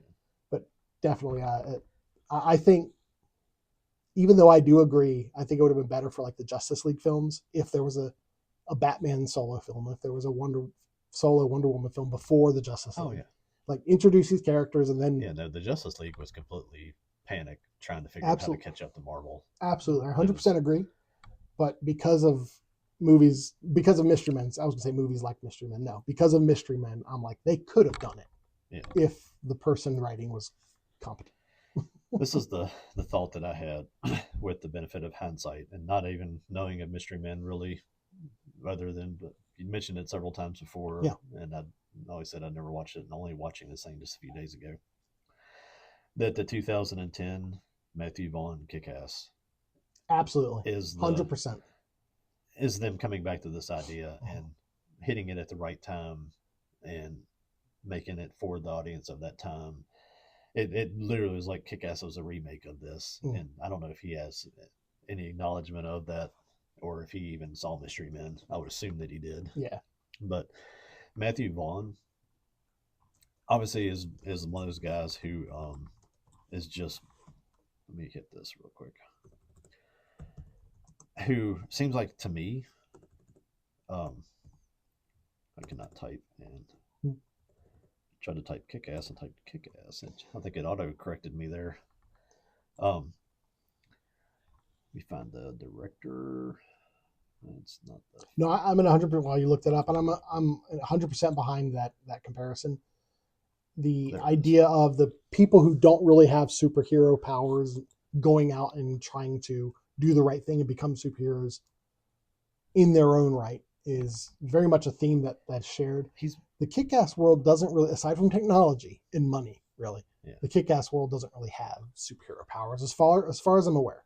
Yeah, no, everybody there is somebody that's just dressing up like a superhero and either having the money to have equipment, because it's really just the crime boss is the main bad guy in that. But the point I was getting to with Matthew Vaughn is like it seems like he's wanted to be in superhero movies forever. Mm. If you look at what he's done, he did the Kingsman movies, which Yeah. are kind of like that. I guess what you call them, pulp, Yeah, pulp. Yeah. where it's not really like a superhero, but it's it's a series of things about these group of extraordinary guys. Yeah, I mean the Kingsmen themselves, their capabilities, I wouldn't even say border on superheroes. I mean, they get to the point of being superheroes. Yeah, they just make themselves elite. Yeah. And Argyle, I never saw that thing, but I think that was kind of I wanted to love it. I really did. I did not like it. I wanted to love it. Yeah. He was part of Guy Ritchie directed it. But Matthew Vaughn produced Lock, Stock, and Two Smoking Barrels. Okay. So he's been in this like kind of hitting around this genre of stuff, and I think Kick-Ass is like the perfect like culmination of all that stuff where you make your superhero parody. It was funny, but it was actually a serious tone, and it was pretty violent. When did you say Kick-Ass came out? 2010. I mean, that's almost, if you took this list of superhero films and kind of did the same thing, what was before Kick-Ass and what was after. Yeah. Most of the stuff that people are sick of at this point is after Kick-Ass. Yeah. So Kick-Ass was almost kind of like Unbreakable. They were kind of aping something that hadn't even really happened yet.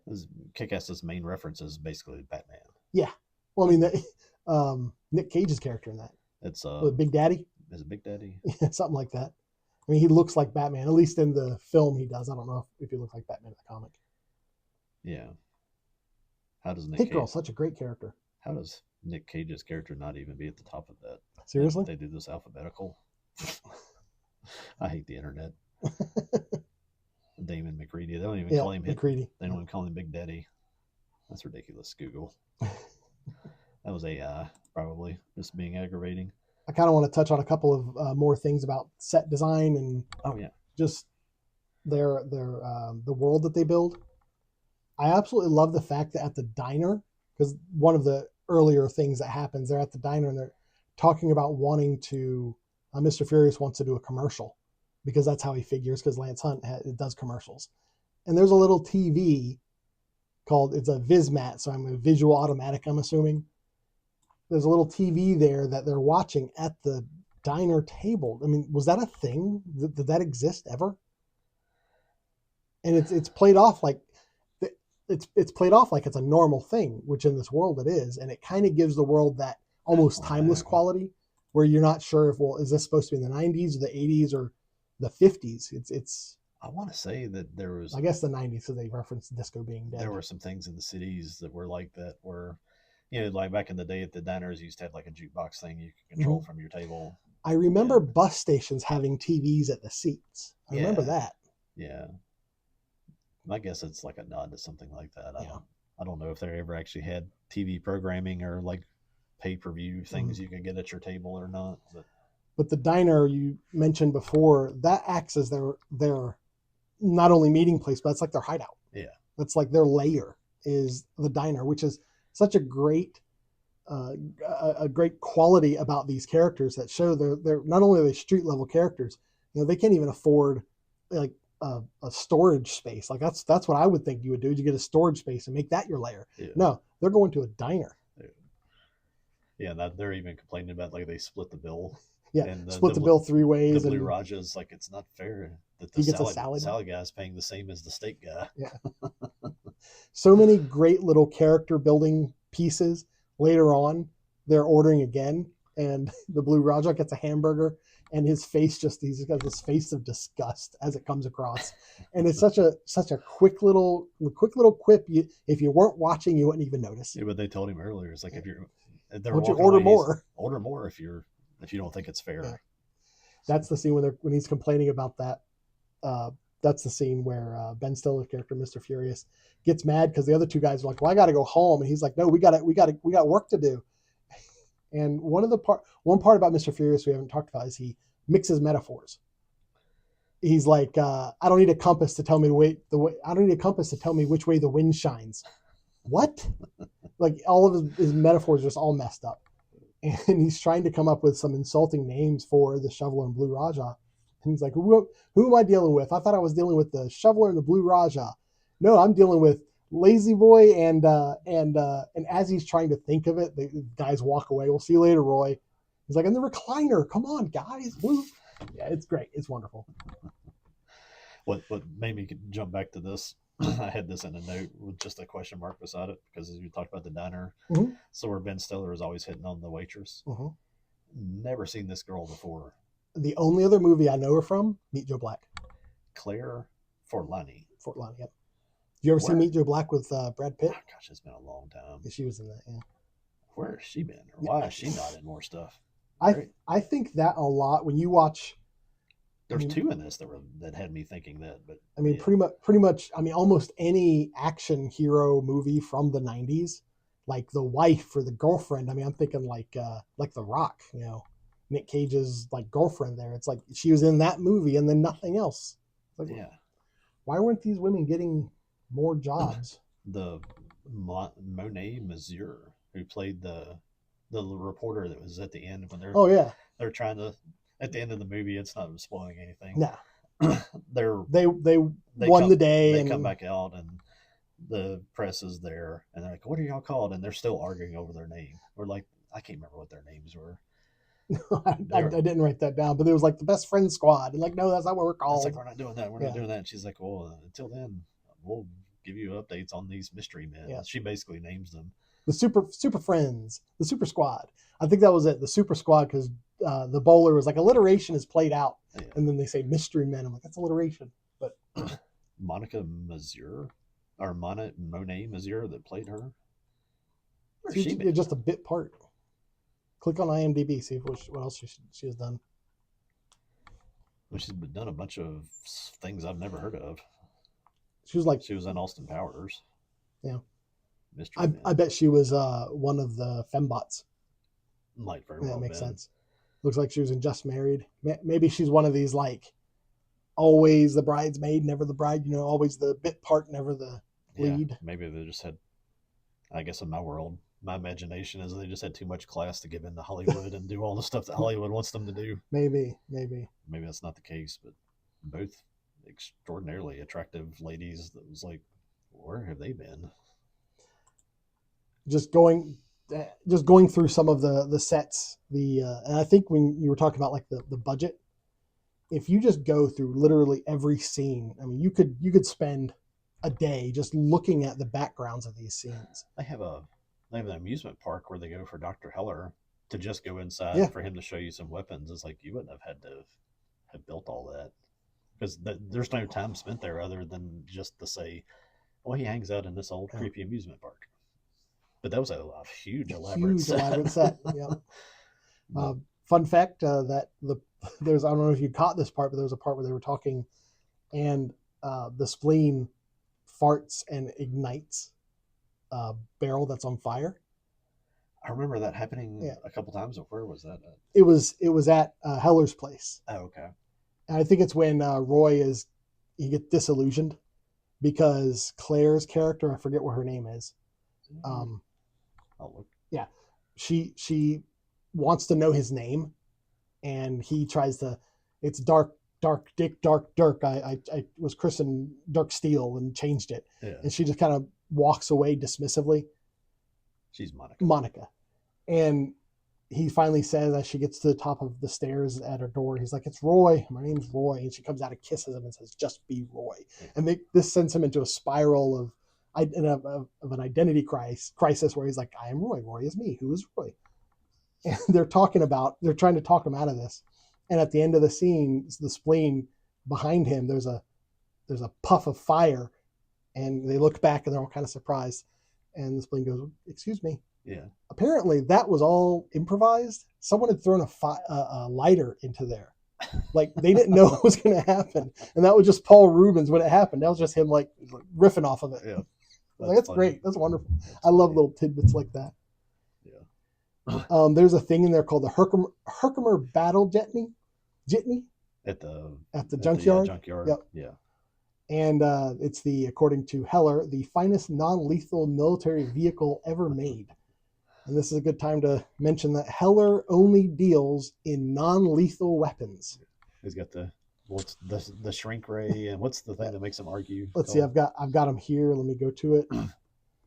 Where is it? There we The go. shrink ray is like you shoot at somebody and it makes their clothes shrink Yeah. while it's on them. The shrinker, it projects liquid that shrinks clothes, The, trapping the wearers. That's the idea. the blame thrower. That's a great name. Flamethrower induces negativity, making targets argue.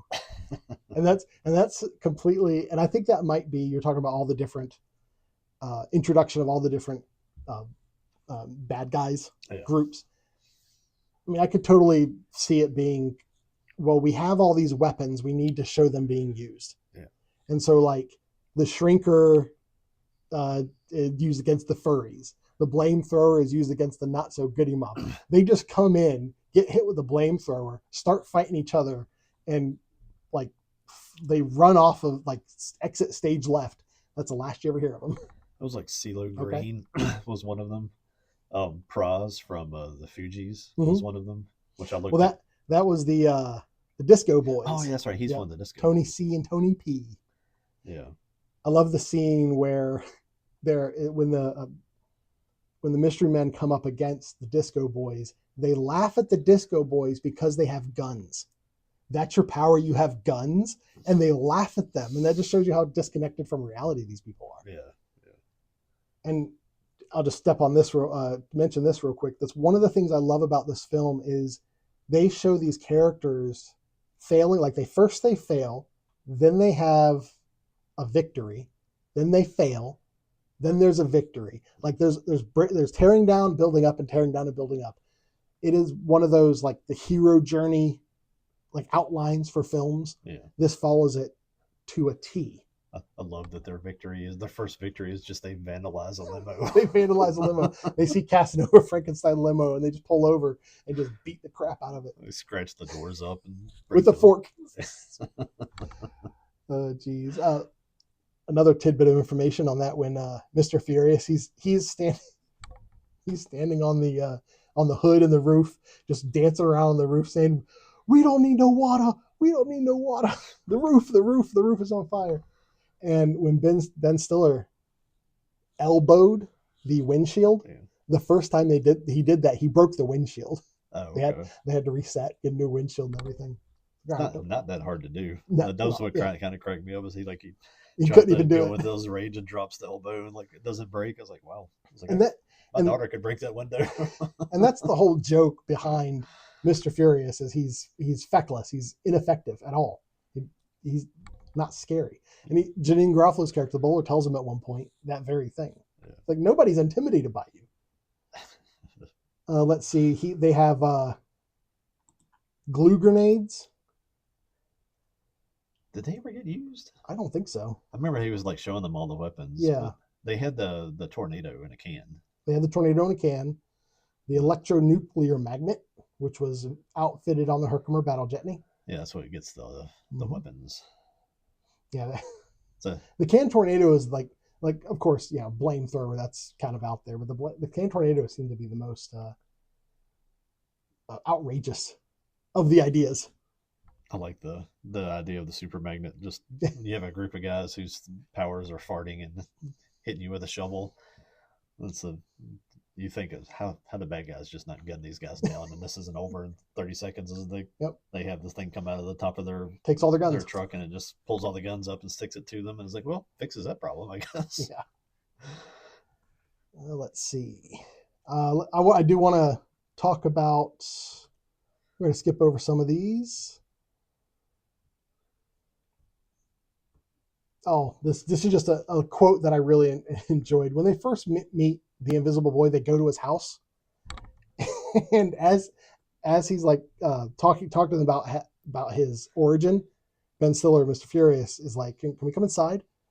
And they're walking through the house, and the Invisible Boy's father is sitting on the couch, and he just says, "Dad, I'm going to my room with 3 strange men." Okay.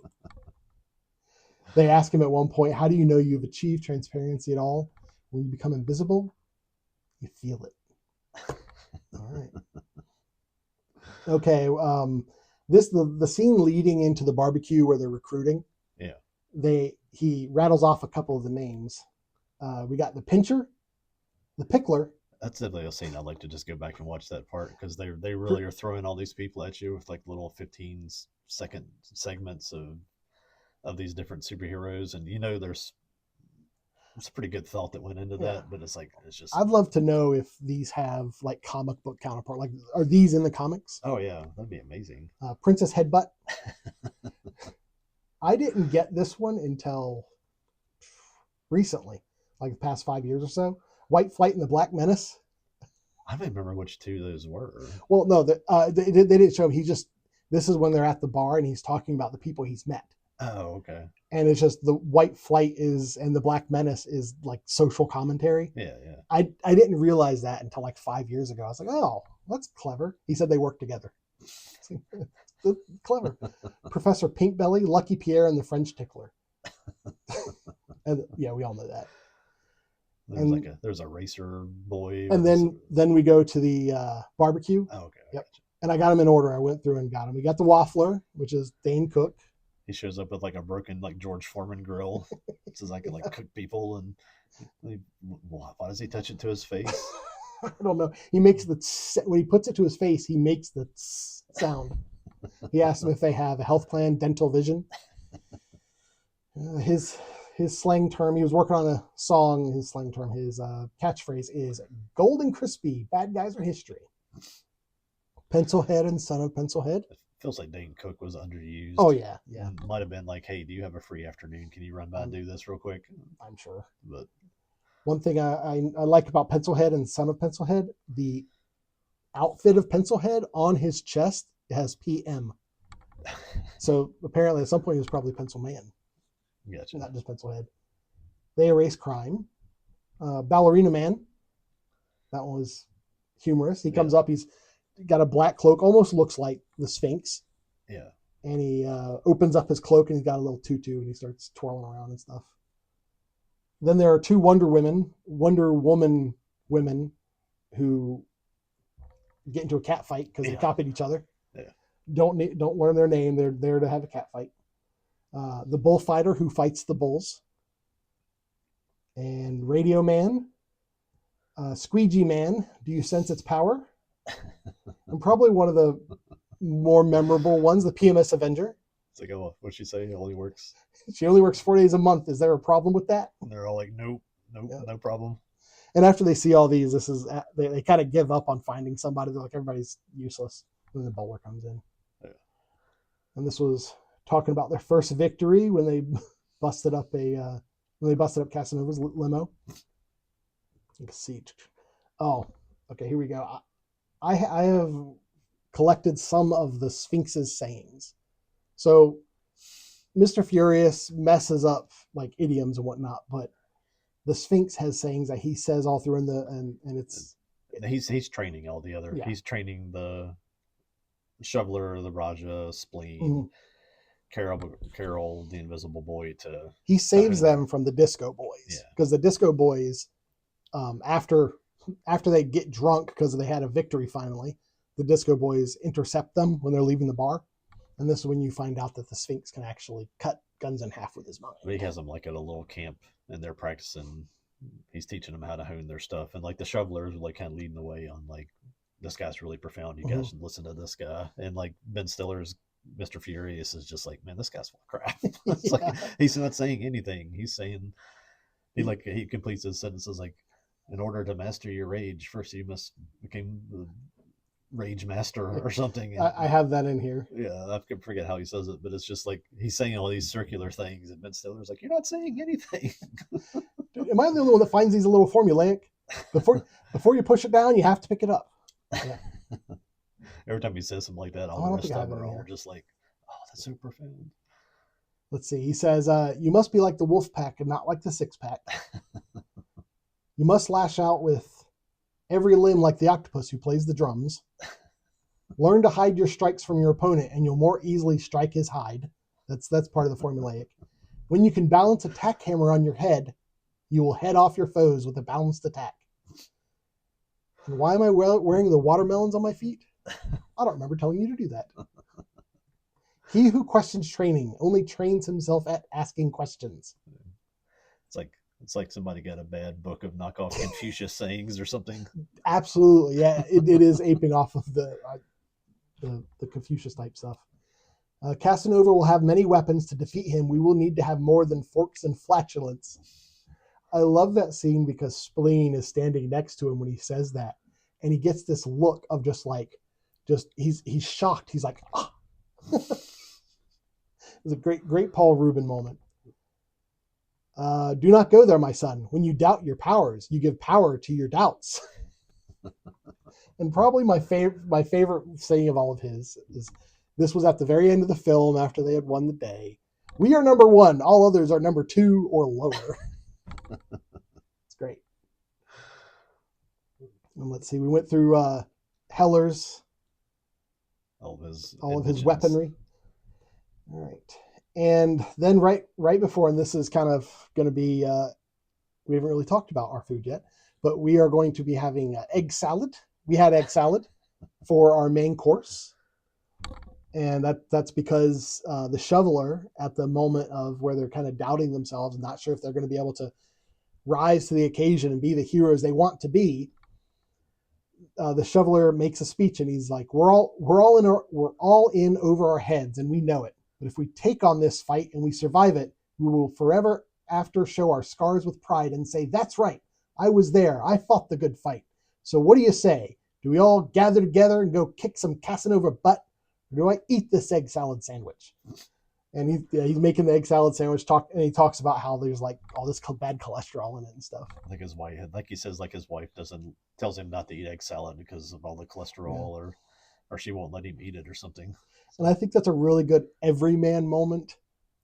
Yeah, it's the same thing with him. Like, I paid for. Yeah, I paid for this. It's mine too. And of course, the Blue Raja says, "What the fork? Let's do it." With a British accent. With a British accent. And the final battle scene, I have been displaying some like screenshots, and when I was going through the film to get the screenshots, the final battle scene is like 30 minutes long. Yeah. And partially they have to kind of go through all of these groups that they introduced all of a sudden. Yeah. At this headquarters. And they really fit in. They show all the villains. They show the powers of all the heroes. Each hero gets a hero moment, and they get to use all the weapons. It's a really good example of how tight writing and planning can fit all this information into a relatively short amount of time. Let me hit one other. I was trying to look for the date on something.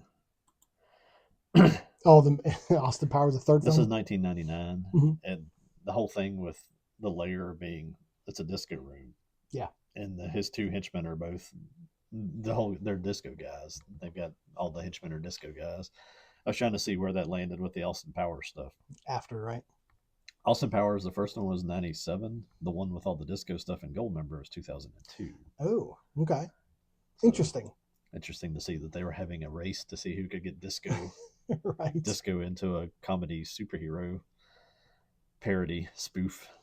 Because I guess technically this is almost like the same kind of film. It's just except against James Bond. Just against James Bond, but same idea. And all these guys were like kind of coming through Saturday Night Live and stuff together too, so you know that they probably talked about this stuff. Oh yeah. You wonder. Spy Who Shagged Me was actually in '99, so. But that's pretty much it. I mean, it's a very, very surface level overview of the film. There's stuff that goes on in the film that I think is almost a masterclass. Like, this is one of those films where I really think if you want to write a superhero movie, you need to watch this film because they do such a good job at not only giving every character their moments, making you care about every character. I mean, really, the Sphinx is the only one I don't really care about the Sphinx. Well, he's mystery. But because he's terribly mysterious. That's why he's too mysterious. It's like they didn't neglect him; they made him mysterious. Right, they made him mysterious. I like that. But yeah, it definitely is one of those films where, like I said earlier, it's special to me because it's alone. It's its own thing. It's done. They made one film. There's no more, and a part of me, I think that that's why I feel so nostalgic for it. If there were 3 or 4 more of these and they just drug it on, I think it's the difference between our views of this thing. Not that they're really that different, but just where you frame it or where you place it. Is I don't have any nostalgia for it because I missed it. Yeah, yeah. And it's when you discover something from 1999 now, it's hard to not watch it through the lens of all these other things we talked about. I immediately was like, it's like this is Kick-Ass, but I'm like, well, this was before 11 Kick-Ass. this was 11 years before Kick-Ass. Yeah. It's like this isn't stealing anything from Kick-Ass. This was stolen by Kick-Ass, and it's sometimes when you see the original or the things that precede it, and you're a fan or you've done the other things, that you view them differently. And I could definitely see how, especially like with Kick-Ass and all the superhero films, how there, if you didn't know about this beforehand, how there could be a kind of a hokey quality to it, because it's not a serious movie at all. Yeah. I mean, from the costume design to the delivery of the lines to the set design, I mean, it very much feels fabricated. I had to look real quick. Like Kick-Ass felt like it actually took place. The first one more than the second one. It took place in an actual world. I'm trying to look for the second one here real quick. Is William H. Macy the... Come on, guys. The commando guy? That's Jim Carrey. No, the family. There's like a husband and wife. They're like really nice. And Kick-Ass 2 and the second one. Let's see, Kick-Ass 2. There's like this really kind of nice husband and wife, and they're patrolling the streets and stuff. But oh yeah, that's not William H. Macy. Is that William H. Macy? I know you're talking about. I don't think so. It almost seems like that's almost identical to Macy's character in this, in Mystery Men, where it's like this. You can tell it's like a nice guy and it's like a family guy. And I think in Kick-Ass 2, did they have like their daughter get killed by a criminal or something? Mm-hmm. So they carry a picture of their daughter around, and they have little super suits on, but they're not capable of fighting anybody. I do not see William H. Macy there, so it's somebody else. I cannot pick out who would have played that character. Yeah, there's definitely a tragic element to Kick-Ass that is missing from Mystery Men, because I think they wanted to be more whimsical. Yeah. I don't know. It's not Insect Man. It's not Uncle Ralph. It's this guy. Here you go. Yeah, it's definitely not William H. Macy. Yeah, it's on their shirt. Missing, please call. So, yeah. That I need to watch that film again. That to me was like almost a direct lift of, and when I see William H. Macy in Mystery Men, I'm thinking, that's the guy from the Kick-Ass. No. It's like, no, the guy in the Kick-Ass is this guy. You have to actually put it in his place to see who lifted what from who. Mm-hmm. But God, there's a ton of people. I forget that they do the same thing in Kick-Ass 2, which again is probably, maybe not acknowledging where they aped it from, where they assemble this huge team of bad guys in the end of that movie, and they just have this like massive brawl with them, which be nice if people would pay credit where credit's due. If that's, and they may very well have. I don't know. I don't know a thing about Matthew Vaughn or what inspired him to do any of this movie, but that seems like that's a lot of direct lifts. The picture I have up now is from the end of the film when the heroes, the Mystery Men, are getting ready to go to the last battle, and they put one of the things Sphinx does in their training is have them make new super suits. When you care for what is outside, what is inside cares for you. They're all like sitting there with like sewing machines. Yeah. There's one scene, and again, if you're a Paul Rubin fan and you haven't seen this film, watch this film, because there are so many great Paul Rubin moments where he's brought his comedic timing to it. When Mr. Furious is trying to get everybody to get up and follow him to leave the Sphinx because the Sphinx is ineffective, Paul Rubin is just like sewing, and he's looking like he's giving a side eye to Mr. Furious, and he's just like slowly pulling his thread. It's great. It's a great moment, and it lasts like 2 seconds. Yeah. I've talked about it for 5 times the amount of time that scene exists. That is one thing. Even when I saw it back in the 90s, I saw their new outfits, and I'm like, all right, that's kind of corny. Yeah. Because they're all very shiny. They're all like gold fabric and stuff. Yeah, but it is if there was a group of superheroes who are trying to be superheroes, trying to make more heroic costumes, this is the kind of stuff they'd make. It's great. I think Paul Rubens is probably underappreciated. Yeah, absolutely. Stephen McIntosh is the guy that played that guy. Oh, okay. What else is he in? I'm not sure if I know who that is. It's the character is credited as Tommy's dad. So Tommy was the kid that was killed by the bad guys. I thought it was a daughter. I was remembering that wrong. Okay. Yeah, he's somebody that I'm sure I've seen before too. He's just kind of that nice, different, Saving Lives at Sea, Different for Girls, Inside Man, Wanderlust. He's in the Underworld movies. Okay. And The Shepherd. Not anything that's at the top of my movie lists, but yeah, I'm not sure if I'd pick him out of a lineup. Some actors are like, I know that guy, but I don't know where I know him from. I don't know if you I pull him up and kind of side by side with William H. Macy, you can see some similarities. And there's a lot of times I'll describe an actor or an actress as that's who they get when they can't get that person. Yeah. So yeah, that might be the way to describe him. That's who you get when you can't get William H. Macy. All right. Well, that's it for Mr. Man. We went on for the length of the film, so. Well, it's fun to explore your favorite movies.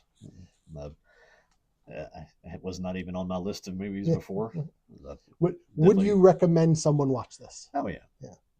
Yeah, it's definitely watch it in the context of 1999 because I think if you try to go through and compare it to all the other things that are out there now, it'll be kind of hokey compared to most of those. But it's just you have to know where everything came from. And I think I enjoyed it when it first came out because I was very much, like I said, I've told you before, I was into the Ninja Turtle comics.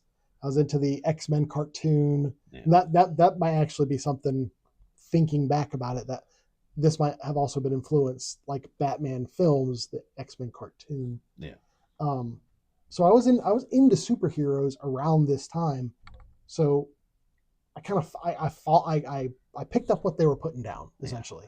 Yeah. I got it. I told you I kind of grew up on the X-Men cartoon, and then went to college about the time that Heroes started. And everybody was talking about like Heroes is it's so cool and blah, blah, such a great first season. And everybody was like all enamored with it. And I'm like, dude, they're just stealing the X-Men. It's like, do you know like any of the X-Men stories? And most people are like, no. I'm like, well, they're stealing it. I hated the Heroes because it took me forever to even watch the first season of that because I hated the existence of something that was stealing from the X-Men.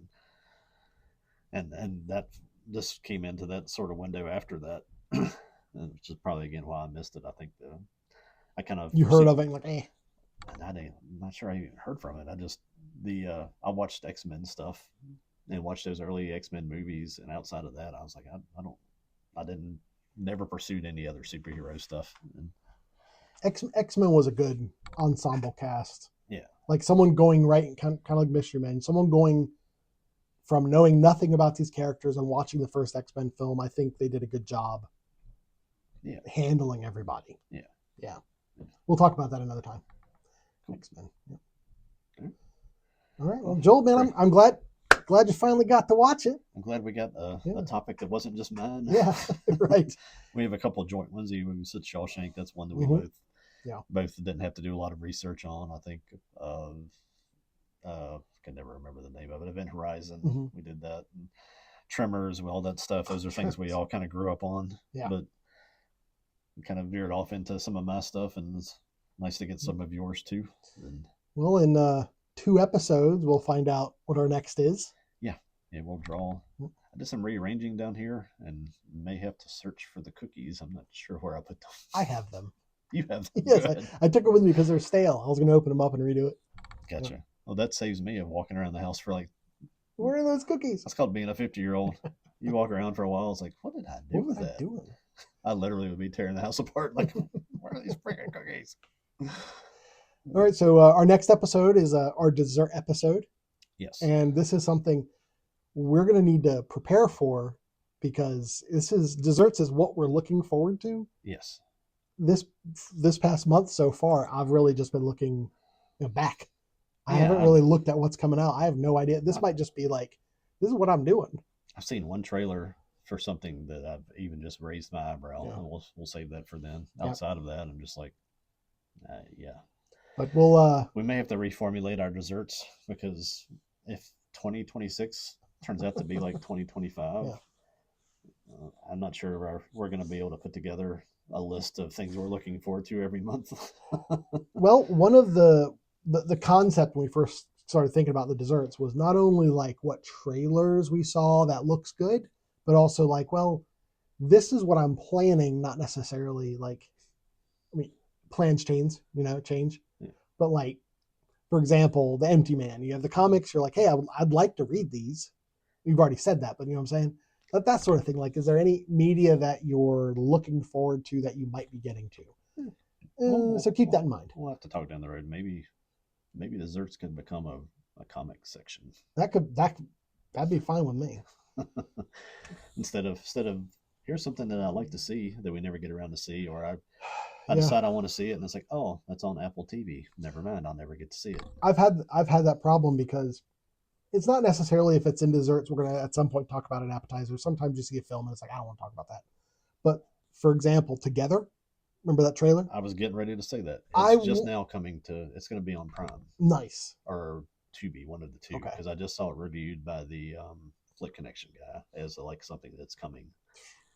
And that guy's a great resource. I wanted to watch that back when you showed it to me, and that was maybe like our August show or maybe our July one. Yeah, it was a while ago. Same thing. I saw. I got excited on our TV here the other night. I saw Good Boy pop up at the top of Prime. I was like, "Oh, Good Boy's on Prime," and it was like it's on AMC Plus through Prime. I was like, "Son of a..." Yeah. So all these things that you see, it becomes such a freaking challenge to try to find access to them, and I'm just like, we have a Discord where we're trying to we try to keep organized, but I feel like we need a section that's just like these are the movies we say that we're looking forward to, and here's a list. Check them off as you watch them. And we might retool that part of the show for 2026 and see see if we can get something that's more of something, a review of something that we've actually seen instead of just chasing crap that we can never find. Yeah. I'm not going to subscribe to more streaming services for content. I don't like the model, and I don't like a lot of the companies, and I've got better things to do with my money. And I'm very much a stickler for physical media. I have a hard time paying $6 to rent a digital film. Yeah. I would be fine if there was a place I could go and for $6 I could take this DVD home for the weekend. I'd be fine with that. And I know functionally it's the same. Yeah. I understand that, but I just have I have a hard time. I've even like sent customer input to Fandango or Vudu at the time. I was like, look, if I rent a film from you, give me the option to apply that rental amount to a purchase. Yeah. Because I like Together is a great example.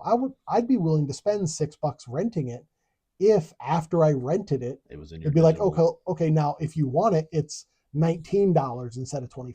Yeah. They would get a lot more money from me if they did that. A lot.